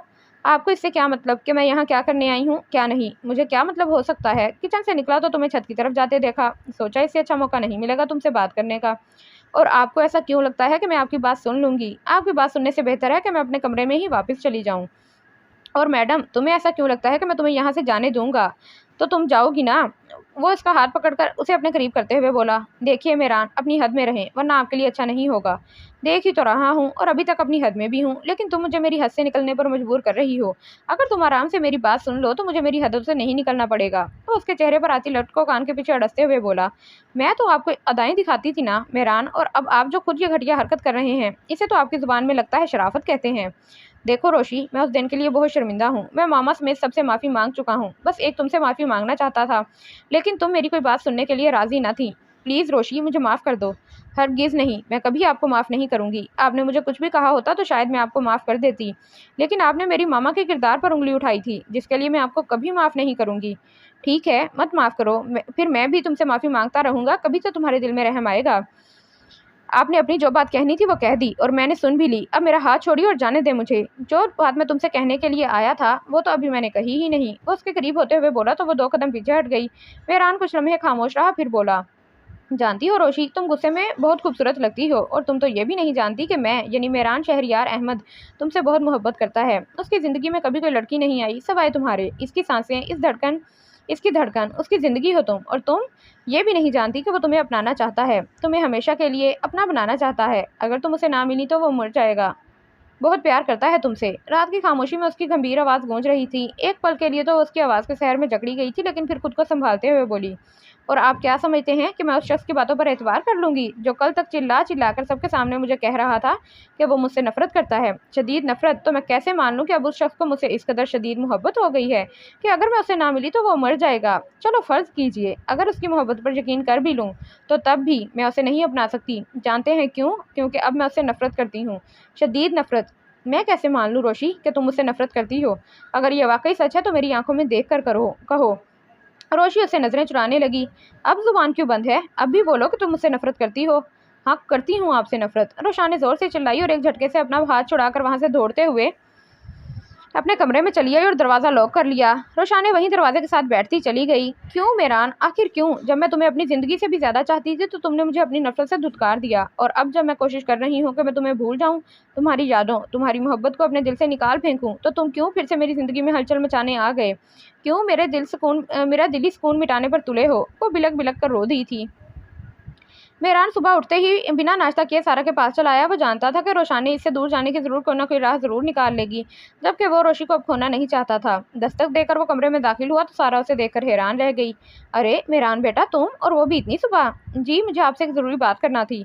अरे हाँ बेटा, कहो क्या बात है? मामा, आप मुझे अपना बेटा मानती हैं ना? तो फिर आपका बेटा आज आपसे पहली बार कुछ मांगने जा रहा है। मुझसे वादा करें कि आप मुझे वो ज़रूर देंगी। मेरे बेटे ने आज पहली बार मुझसे कुछ मांगा है तो फिर मैं क्यों नहीं दूंगी? जो भी मेरा बेटा मुझसे मांगेगा उसे ज़रूर मिलेगा। ये मेरा वादा है, तुम्हारी माँ का वादा। मामा, मैं रोशनी से शादी करना चाहता हूँ, उसे अपनी ज़िंदगी में शामिल करना चाहता हूँ। क्या? ये तुम क्या कह रहे हो मेहरान? तुम रोशानी से शादी करना चाहते हो? जी, मैं रोशी से शादी करना चाहता हूँ। मैं उससे बहुत प्यार करता हूँ, इसीलिए मैं उसे अपनाना चाहता हूँ। सारा उसकी इस फरमाइश पर शशदर रह गई थी। वो सोच भी नहीं सकती थी कि मेहरान उससे इस किस्म की कोई फरमाइश भी कर सकता है। बोलिए ना मामा, क्या आप रोशनी को मुझे सौंप देंगी? हरगिज़ नहीं मिस्टर मेहरान, मैं ऐसा हरगिज़ नहीं होने दूंगी, समझे आप? आपके साथ अपनी ज़िंदगी गुजारने से बेहतर है कि मुझे मौत आ जाए। मैं आपके साथ कभी शादी नहीं करूँगी, समझे आप? वो तनफन करती आई थी और वैसे ही वहाँ से चली गई। मेहरान परेशानी से सर झुकाकर बैठ गया। मेहरान बेटा, तुम्हें परेशान होने की ज़रूरत नहीं है। मैं जानती हूँ वो भी तुम्हें बहुत चाहती है, बस गुस्से में ऐसा कह रही है। और तुम जानते हो ना, गुस्से में इंसान अपना ही नुकसान करता है, और मैं ऐसा कभी नहीं होने दूंगी। मैं नहीं चाहती कि मेरी बेटी भी मेरी तरह पछताए। तुम बेफिक्र हो जाओ मेहरान, तुम्हारी शादी रोशाने के साथ मैं कराऊंगी। पर मम्मा, रोशाने, क्या वो राज़ी हो जाएगी? उसकी तुम फिक्र ना करो, उसे मनाना मेरी जिम्मेदारी है। तुम बेफिक्र होकर नाश्ता करके ऑफिस आ जाओ। सारा मेहरान को ऑफिस भेजकर रोशाने के कमरे में आई, जो बेड पर ऊंधी लेटी हुई थी। रोशाने, सारा ने उसे आवाज़ दी। मामा की आवाज़ सुनकर वो सीधी होकर उठ बैठी। मुझे तुमसे कुछ कहना था। मम्मा, अगर आप मेहरान के मुतालिक मुझसे कुछ बात कहने आई हैं तो मुझे उनके मुतालिक कोई बात नहीं करनी। रोशाने मुंह बनाकर बोली। पहले खामोशी से मेरी बात सुनो। सारा थोड़ा सख्त लहजे में बोली तो वो खामोशी से उनकी बात सुनने लगी।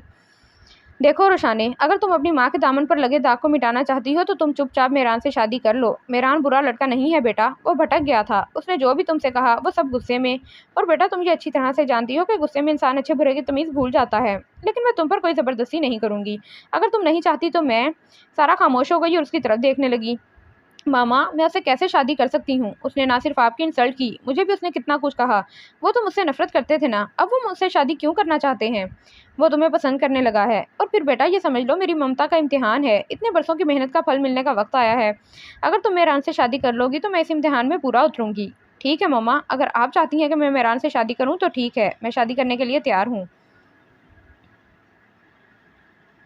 रोशाने के राजी होते ही सारा ने घर वालों से बात की। सब इस रिश्ते पर खुश थे। शहरयार की तो मन की मुराद भर आई थी। चुनाचे ये तय पाया कि फ़ाइज़ा के साथ ही मेहरान और रोशाने की शादी भी कर दी जाए। फ़ाइज़ा के ससुराल वाले शादी की तारीख तय करने आए तो मेहरान और रोशाने की मंगनी की रस्म भी कर दी। उसने कभी सोचा भी ना था कि वो मेहरान की ज़िंदगी में शामिल हो जाएगी। आज वो मेहरान के कमरे में उसकी बीवी की हैसियत से थी। उसे मेहरान का बिल्कुल भी इंतज़ार न था। रोशाने ने आज पहली बार मेहरान का कमरा देखा था। उसकी कितनी ख्वाहिश थी कि वो मेहरान का कमरा देखे। आज वो इस कमरे में बिना रोक टोक के, बिना इजाज़त के इस कमरे में मौजूद थी। रोशाने ने कमरे पर तायराना निगाह डाली। कमरे को खूबसूरती से डेकोरेट किया गया था। वो लहंगे को संभालती बेड से नीचे उतरी और ड्रेसिंग टेबल के सामने जा बैठी। उसने आईने में खुद को देखा और पहचानी ही नहीं जा रही थी। आज सबने उसको सराहा था। वो आहिस्ता आहिस्ता अपने सारे जेवर उतार रही थी। तभी उसे अपने पीछे दरवाज़ा खुलने और बंद होने की आवाज़ आई, पर वो मुड़ी नहीं। मेरे आने से पहले ही सारा जेवर उतार दिया? वैसे मैंने सुना था कि तुम बहुत खूबसूरत लग रही हो। तुम्हें देखने की कोशिश भी बहुत की, पर यार मजाल है जो तुमने सर ऊपर उठाया हो। खैर, अब तो मैं तुम्हें जी भर के देख सकता हूँ। वो उसके पीछे आ खड़ा हुआ और उसके कंधों पर हाथ रखकर शीशे में उसे देखते हुए बोला। रोशानी ने एक झटके से उसके हाथ अपने कंधों से हटाए और उठकर अलमारी की तरफ बढ़ गई। अभी तक नाराज हो मुझसे? वो फिर से उसके करीब आकर बोला। देखिए मेहरान, मैं इससे पहले कि वो आगे कुछ कहती, मेहरान ने उसकी कलाई पकड़कर झटका दिया तो उसके सीने से आ लगी। मेहरान ने उसे अपने हजार में कैद कर लिया। देख ही तो रहा हूँ मेहरान जाने अजीज, छोड़िए मुझे, रोशानी गुस्से से बोली, पर वो जज्बात लौटाती नजरों से देख रहा था। सुनाई नहीं दिया आपको? छोड़िए मुझे, वो बुलंद आवाज में चिल्लाई। आप क्या समझते हैं मैंने आपसे शादी अपनी मर्जी से की है? वो उसके हिसार से निकलकर दूर जाते हुए बोली। नहीं मेहरान, मैंने ये शादी सिर्फ अपनी मम्मा के कहने पर की है। आपको मुझसे शादी करनी थी, मैंने कर ली, लेकिन इससे आगे मुझसे कोई तवक्का मत रखिएगा। तुम क्या समझती हो? तुम अपनी मर्जी चलाओगी तो मेरी जान? ये तुम्हारी गलतफहमी है। तुम क्या हो मेरे सामने? तुम्हारा हाथ भी पकड़ूं ना तो तुम वो भी नहीं छुड़ा सकती। तो आप क्या समझते हैं आप मेरे साथ किसी किस्म की ज़बरदस्ती करेंगे? तो ठीक है, मैं आपको मना नहीं करूंगी, लेकिन ये याद रखिएगा मेहरान, ये जो आप बार बार मुझसे कहते हैं ना कि आप मुझसे प्यार करते हैं, तो मैं कैसे मान लूंगी? अगर आप मुझसे वाकई प्यार करते हैं तो मुझे पूरा यकीन है कि आप मेरे साथ कोई ज़बरदस्ती नहीं करेंगे। मेहरान के बढ़ते कदम उसके अल्फाज ने रोक लिए। रोशी, अगर ये मेरी मोहब्बत का इम्तिहान है तो ठीक है, मैं ये इम्तिहान देने के लिए तैयार हूँ। तुम बेफिक्र रहो, मैं तुम्हारे साथ कोई ज़बरदस्ती नहीं करूँगा, लेकिन अगर कभी भूल से भी मुझसे गलती हो जाए तो इसके लिए मुझे माफ़ कर देना।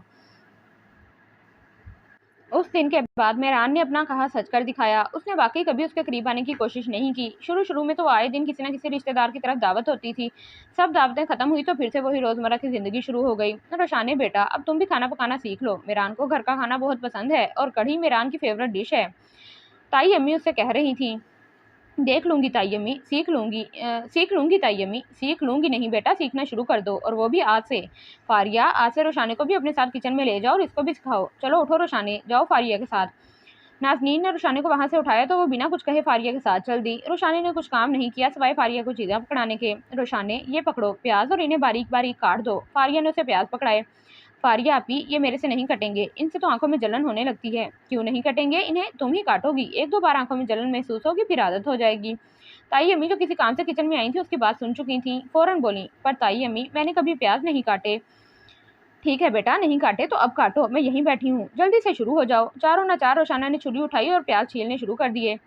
जावेद भाई की गाड़ी की आवाज़ सुनकर फारिया किचन से बाहर चली गई। अब रोशानी और ताई अम्मी थे। किचन में सिर्फ प्याज छीलने से ही इसकी आंखों से पानी निकलने लगा। आंखें सुर्ख हो गईं। मेहरान आज जावेद के साथ ही आया था। रोशानी को कमरे में ना पाकर वो बाहर आया तो वो उसे वहां से नजर न आई। तभी अपने कमरे से निकलकर सारिया को उसने नीचे जाते देखा तो आवाज़ देकर रोशानी के मुतालिक पूछा तो उसने बताया कि वो किचन में है। वो सारिया के बताने पर किचन में चला आया। रोशानी वहाँ अकेली थी और ज़ारो कतार रो रही थी। क्या हुआ रोशानी? उसके पास कुर्सी घसीट कर बैठते हुए बोला। कुछ नहीं हुआ इसे, पीछे से माँ बोली। और रोशाने, तुमने अभी तक प्याज क्यों नहीं काटे? ताई अम्मी, बस ये एक प्याज रहता है, अब मुझसे और नहीं कट रहे। देखिए मुझे जुकाम भी हो गया है। अच्छा ठीक है, ये मैं खुद काट लूंगी, जाओ तुम जाकर आराम करो। नाजनीन को उस पर रहम आ ही गया। थैंक यू ताई अम्मी। वो उनका शुक्रिया अदा करते हुए सीधे अपने कमरे में आई। मेहरान भी उसके पीछे कमरे में आ गया। तुम्हें क्या जरूरत थी ये सब करने की? जो काम तुम्हारे बस का है ही नहीं, तुम्हें वो काम जरूर करना है। उसे खामोश देखकर वो भी चुपचाप वॉशरूम में चला गया। फिर तो ये रोज ही होने लगा। कभी ताई अम्मी उसे सब्जी बनाना सिखा रही होती तो कभी आटा गूंदना। आज फिर से उसकी शामत आई हुई थी। आज वो उसे रोटी बनाना सिखा रही थी और वो कोशिश के बावजूद रोटी गोल नहीं बना पा रही थी। ताई को भी जिस्सी हो गई थी। अचानक उसकी कलाई तवे से जा लगी। चाहने के बावजूद भी वो अपनी चीख को दबा ना सकी और आंखों से आंसू निकलना शुरू हो गए।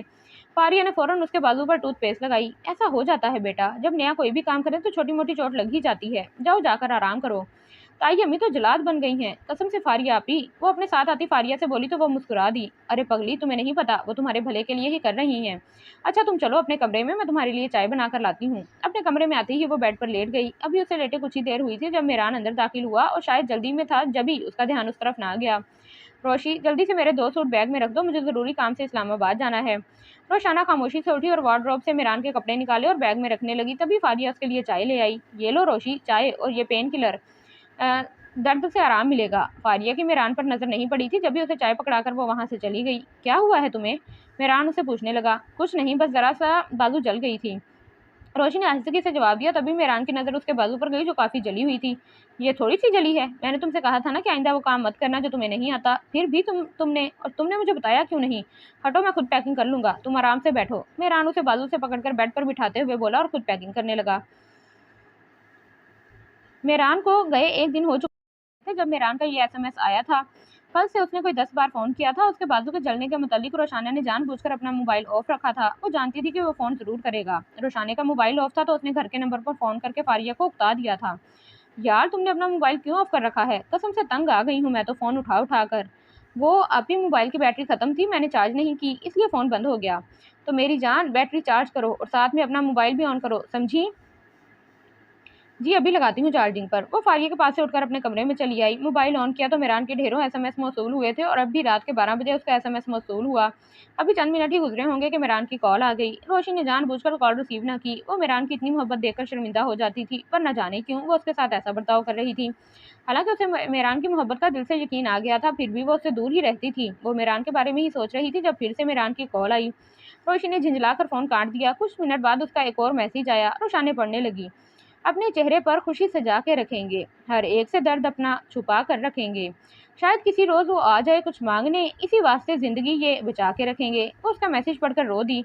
मत करो मेहरान मुझसे इतनी मोहब्बत, मुझे अब डर लगने लगा है। क्यों मेहरान, क्यों करते हो तुम मुझसे इतनी मोहब्बत? मैं तो समझती थी कि मेरी तरह आज तक किसी ने मोहब्बत ना की होगी, जो अपनी झूठी नफरत की आड़ में भी तुमसे मोहब्बत करती रही, जो तुम्हें भुलाने की कोशिश में खुद को भूलती जा रही है। इसे अगर कुछ याद है तो वो सिर्फ मेहरान शहरियार और उसकी बेपनाह मोहब्बत। बोलो मेहरान, क्यों हो रहा है मेरे साथ ऐसा? क्यों वो पहले जैसी रोशाने हमजा नहीं बन पा रही हूँ? शायद इसलिए कि मैं रोशाने हमजा नहीं, रोशाने मेहरान बन चुकी हूँ, है ना मेहरान? वो उसकी तस्वीर पकड़े उसके चेहरे पर हाथ फेरते हुए बोली। यूं ही रोते रोते उसकी न जाने कब आंख लगी। अलबत्ता सुबह उसे उठा न गया, जिसम में शदीद दर्द हो रही थी। फारिया रोशी का इंतजार कर करके जब उसके कमरे में आई तो उसे बिस्तर पर लेटे पाया। क्या हुआ रोशी, उठना नहीं? सुबह हो गई है। फारिया ने उसे हाथ पकड़कर उठाना चाहा तो चौंक गई। रोशानी तेज बुखार में पनक रही थी। तुम्हें बुखार था तो बताया क्यों नहीं? फारिया रोशी से पूछने लगी। रात तक तो मैं बिल्कुल ठीक थी, अब पता नहीं कैसे बुखार हो गया। रोशानी बामुश्किल उठते हुए बोली। फारिया जाकर सनी को बुला लाई। सनी ने बुखार चेक किया तो 104 बुखार था और बीपी भी बेहद लो था। लगता है रोशी तुम मेहरान को बहुत मिस कर रही हो, तभी तो अपना बिल्कुल ख्याल नहीं रख रही यार। मेहरान तुम्हें इस हाल में देखेगा तो कितना परेशान होगा। फारिया उसकी पेशानी पर हाथ रखकर बोली, लेकिन रोशी आंखें बंद किए खामोश लेटी रही। फारिया भाभी, रोशी को कुछ खिलाकर ये मेडिसिन दे दीजिए, शाम तक बुखार उतर जाएगा। सनी फारिया को मेडिसिन देकर नाश्ता करने चला गया। फारिया ने जबरदस्ती रोशानी को एक स्लाइस खिलाया और दवाई खिलाकर उसे आराम करने के लिए कहकर चली गई। मेहरान घर पहुंचा तो लॉन में ही उसे फारिया मिल गई। सलाम करने के बाद उसने रोशानी का पूछा। उसे तो बहुत तेज बुखार था, अब पता नहीं कैसी है, कल तक तो बिल्कुल ठीक थी। मुझे बता रही थी कि कल रात उसके जिस्म में दर्द थी, सुबह तक तेज बुखार हो गया। आप मुझे फ़ोन कर देती, मैं कल दोपहर तक अपना काम खत्म कर चुका था, शाम को घर आ जाता। मेहरान, मैंने कहा है ना कि कल वो बिल्कुल ठीक थी, रात ही हुआ है जो हुआ है। मेहरान कमरे में आए तो वो बेसुध पड़ी थी। मेहरान ने आहिस्तगी से दरवाज़ा बंद किया और उसके पास आ बैठा और आहिस्तगी से उसकी पेशानी पर हाथ रखा, मुबादा कहीं वो जाग ना जाए। रोशी को अभी भी बहुत तेज बुखार था। मेहरान उसके पास से उठकर वॉशरूम में चला गया। वापिस आया तो रोशानी को जागते पाया। वो सीधा उसी के पास चला आया। कैसी तबीयत है अब तुम्हारी? रोशानी ने इस बात में सर हिलाया। अचानक इतना तेज बुखार कैसे हो गया? आप ही बता रही थी कि कल तो तुम बिल्कुल ठीक थी। वो चुप रही तो वो फिर बोला। चलो तो मैं डॉक्टर के पास ले चलूँ? इसकी ज़रूरत नहीं है, सनी ने चेकअप किया था और मेडिसिन भी दी थी, अब पहले से काफ़ी बेहतर हूँ। लेकिन रोशी तुम्हें अभी भी तेज़ बुखार है, इसलिए तुम्हारी एक नहीं सुनूंगा मैं। चलो उठो, वो उसे हाथ पकड़कर खड़ा करते हुए बोला। मेहरान, मैंने कहा ना मैं ठीक हूँ, अब मुझे कुछ नहीं सुनना। वो वार्डरोब से उसकी चादर निकालकर उसे उड़ाते हुए बोला तो वो फट पड़ी। जब मैंने आपसे एक बार कह दिया है कि मुझे नहीं जाना तो आप क्यों मजबूर कर रहे हैं मुझे? मेहरान उसके इस तरह बोलने पर पहले तो हैरानगी से देखता रहा, फिर बोला। माना रोशी कि तुम्हें मेरी ज़रूरत नहीं है, मगर मुझे तुम्हारी बहुत ज़रूरत है, क्योंकि तुम्हारे बगैर मैं सांस भी नहीं ले सकता। तुम मेरी ज़िंदगी हो, अगर मेरी ज़िंदगी ही मुझसे रूठ गई तो मैं भी मर जाऊंगा। इसलिए प्लीज़ इसे चाहे मेरी इल्तिजा समझो या मेरा हुक्म, चलना तो तुम्हें मेरे साथ पड़ेगा। वो उसका हाथ पकड़कर खींचते हुए बाहर ले जाने लगा। रोशी जानती थी कि अब वो अपनी सी करके रहेगा, इसलिए खामोशी के साथ चलती हुई गाड़ी में जा बैठी। अस्पताल पहुंचते ही सनी उसे मिल गया। वो उसे अपने सीनियर डॉक्टर्स के पास चेकअप कराने के लिए ले गया। डॉक्टर चेकअप करने के बाद मेहरान से बोला, मिस्टर मेहरान, आपकी वाइफ किसी बात या किसी मसले की टेंशन ले रही हैं और लगता है ये कुछ खाती पीती भी नहीं है, इसलिए कमजोरी भी बहुत है। लगता है आप अपनी वाइफ का ख्याल नहीं रखते। मेहरान चुप बैठा उनकी बातें सुन रहा था। फिर डॉक्टर ने उसे दवाइयां लिख कर दी जो सनी ने कहा कि वो आते हुए लेता आएगा।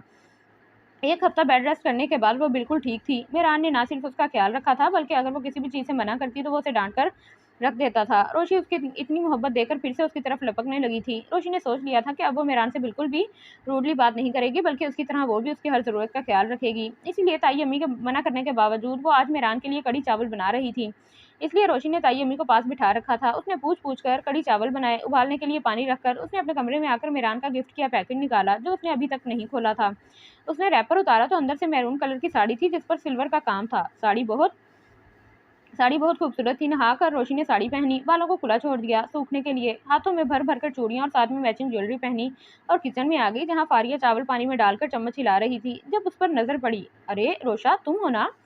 वो उसे इस रूप में देखकर जानबूझकर बोली, बहुत प्यारी लग रही हो, कहीं जाना है? तुम्हें पहली बार इस तरह से तैयार देखा है। नहीं आपी, वैसे ही आज अच्छा से तैयार होने को जी चाह रहा था, इसलिए। अभी आगे कुछ कह भी नहीं पाई थी जब जावेद भाई ने फारिया आपी को आवाज़ दी। वो सब कुछ छोड़ छाड़ कर अपने कमरे में चली गई तो उसने चावल निकाल कर देखे। चावल गल चुके थे और चावलों का पानी निकालने के बाद उन्हें एक ढक्कन से ढकी रही थी। जब मेहरान की वहां से गुजरते नजर रोशी पर पड़ी, मेहरान को एकदम गुस्सा आ गया और किचन में आकर उसके सामने खड़ा हो गया। रोशनी ने नजर ऊपर उठाई तो मेहरान को सामने खड़े पाया। इससे पहले कि वो कोई सफाई देती, वो शुरू हो गया, मैं सुबह तुमसे कहकर गया था ना कि अभी एक दो दिन तक काम मत करना। आखिर तुम्हें मेरी कोई बात समझ में क्यों नहीं आती?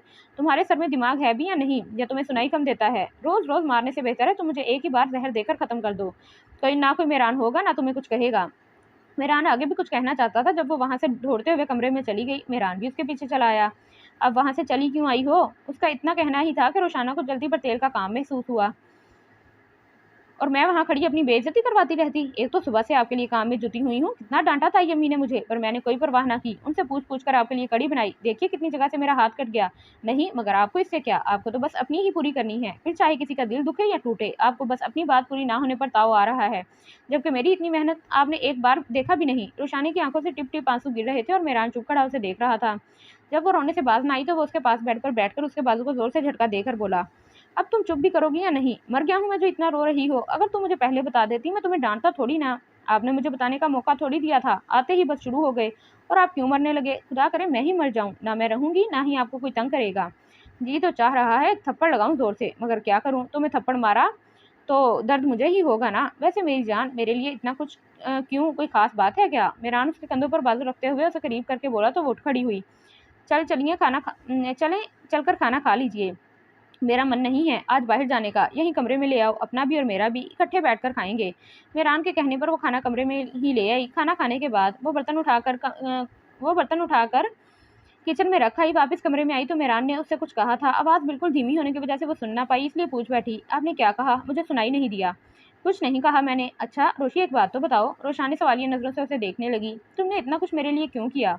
उसे अपनी तरफ घूरते देखकर वो गड़बड़ा कर बोला, मेरा मतलब है सुबह सुबह उठकर मेरे लिए कड़ी बनाई। और एक बात तो मेरी समझ में नहीं आई, अगर तुम वाकई सुबह से लगी हुई थी तो फिर शाम के वक्त खाना क्यों तैयार हुआ?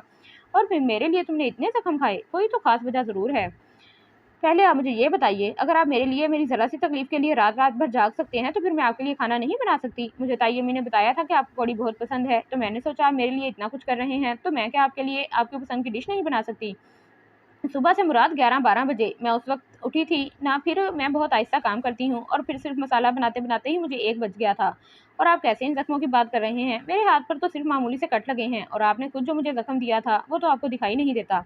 वो गुस्से से बोली तो वो मुस्कुरा दिया। अब ऐसे मुस्कुरा क्यों रहे हैं? मैंने इतनी मेहनत से खाना बनाया था, लेकिन आपने झूठे मुंह भी तारीफ ना की। वो बोलते हुए बेड पर उसके पास जा बैठी। रोशी, ये साड़ी कब लाई तुम? और पता नहीं क्या लिखा हुआ है।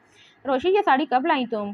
कितनी प्यारी साड़ी है, रियली मुझे बहुत पसंद आई। मेहरान जानबूझकर तंग कर रहा था, जबकि रोशी उसकी तरफ हैरत ज़्यादा नज़रों से देख रही थी। आपको याद नहीं तो शायद मुझको ही शक सा पड़ता है कि ये आपने ही मुझे गिफ्ट की थी जब हमारी शादी को 1 माह हुआ था। वो उसे दुख भरी निगाहों से देखती वहाँ से उठने लगी तो मेहरान ने हाथ पकड़कर वापस वहीं बिठा दिया। मैं मजाक कर रहा था, वरना मुझे अच्छी तरह से याद है कि मैंने ही तुम्हें ये गिफ्ट की थी। मैं तो बस तुम्हें तंग कर रहा था। वैसे इतनी प्यारी का मकसद वैसे इतनी तैयारी का मकसद? रोशनी को एकदम से ताव आ गया। आखिर आप कहना क्या चाहते हैं? किस लिए तरह तरह के सवाल करके मुझे पागल कर रखा है? खाना क्यों बनाया? इतनी सुबह क्यों उठी? इतने जख्म मेरी खातिर क्यों? अगर आज पहली बार इतना तैयार हुई हूँ तो पूछा जा रहा है कि इतनी तैयारी का मकसद क्या है? अपने दोस्त से मिलने जाना था, उसे दिखाने के लिए इतनी तैयारी है। मेहरान ने उसके बालों को मुट्ठी में जकड़कर उसका चेहरा बिल्कुल अपने सामने किया। इस रूप में तुम्हें मेरे अलावा कोई दूसरा शख्स देखे तो मैं बर्दाश्त नहीं कर सकता, समझी तुम? और एक झटके से उसके बाल छोड़कर उठ खड़ा हुआ। जबकि रोशी ने रोना शुरू कर दिया। उसके रोने की आवाज़ सुनकर वो जो बाहर जाने के लिए तैयार हुआ था वापस पलट आया। अब रो क्यों रही हो? रोना नहीं, मुझे तो खुश होना चाहिए। मेरा शौहर मुझ पर इतना भी एतबार ना करता हो कि मैं उसके अलावा भी किसी के लिए सच समझ सकती हूँ।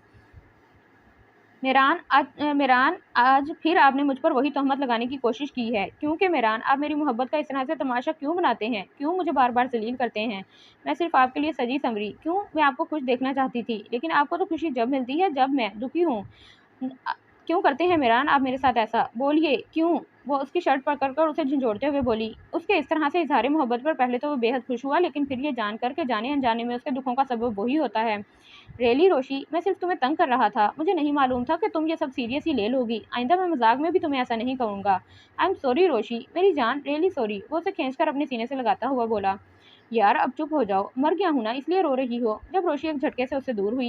ये क्या आप बार बार मरने की बात करते हैं? खुदा करे मैं ही मर जाऊं ताकि आपको दुख देने वाला कोई ना हो। और मेरा तो मन चाह रहा है कि एक जोर से थप्पड़ दे मारूं तुम्हें, जो मेरे ही सामने मेरी जिंदगी की शमा बुझाने की दुआएं मांग रही है। अच्छा रोशी, मेरी बात मानो तो इस निशान की प्लास्टिक सर्जरी करवा लेते हैं। तुम्हारे खूबसूरत पर यह निशान अच्छा नहीं लगता।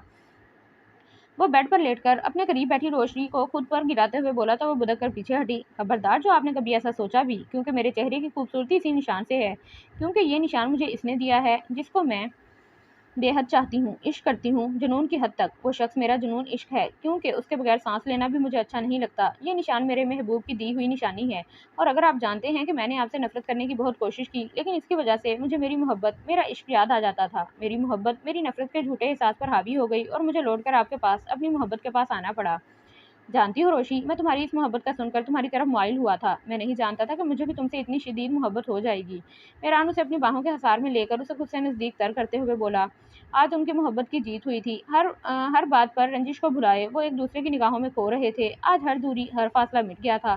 कुछ था तो वो कुछ था तो वो थी उनके बीच की मोहब्बत, जिसने अपना आप आज मनवा लिया था। तभी तो हैरान और रोशी रंजिश को तभी तो हैरान नहीं तभी तो मेहरान और रोशी हर रंजिश को भुलाकर इस प्यार मोहब्बत और इस इश्क में गुम थे जो एक दूसरे से करते थे। आने वाली सुबह उनके लिए खुशियों का पैगाम लेकर आने वाली थी। खत्म शुद।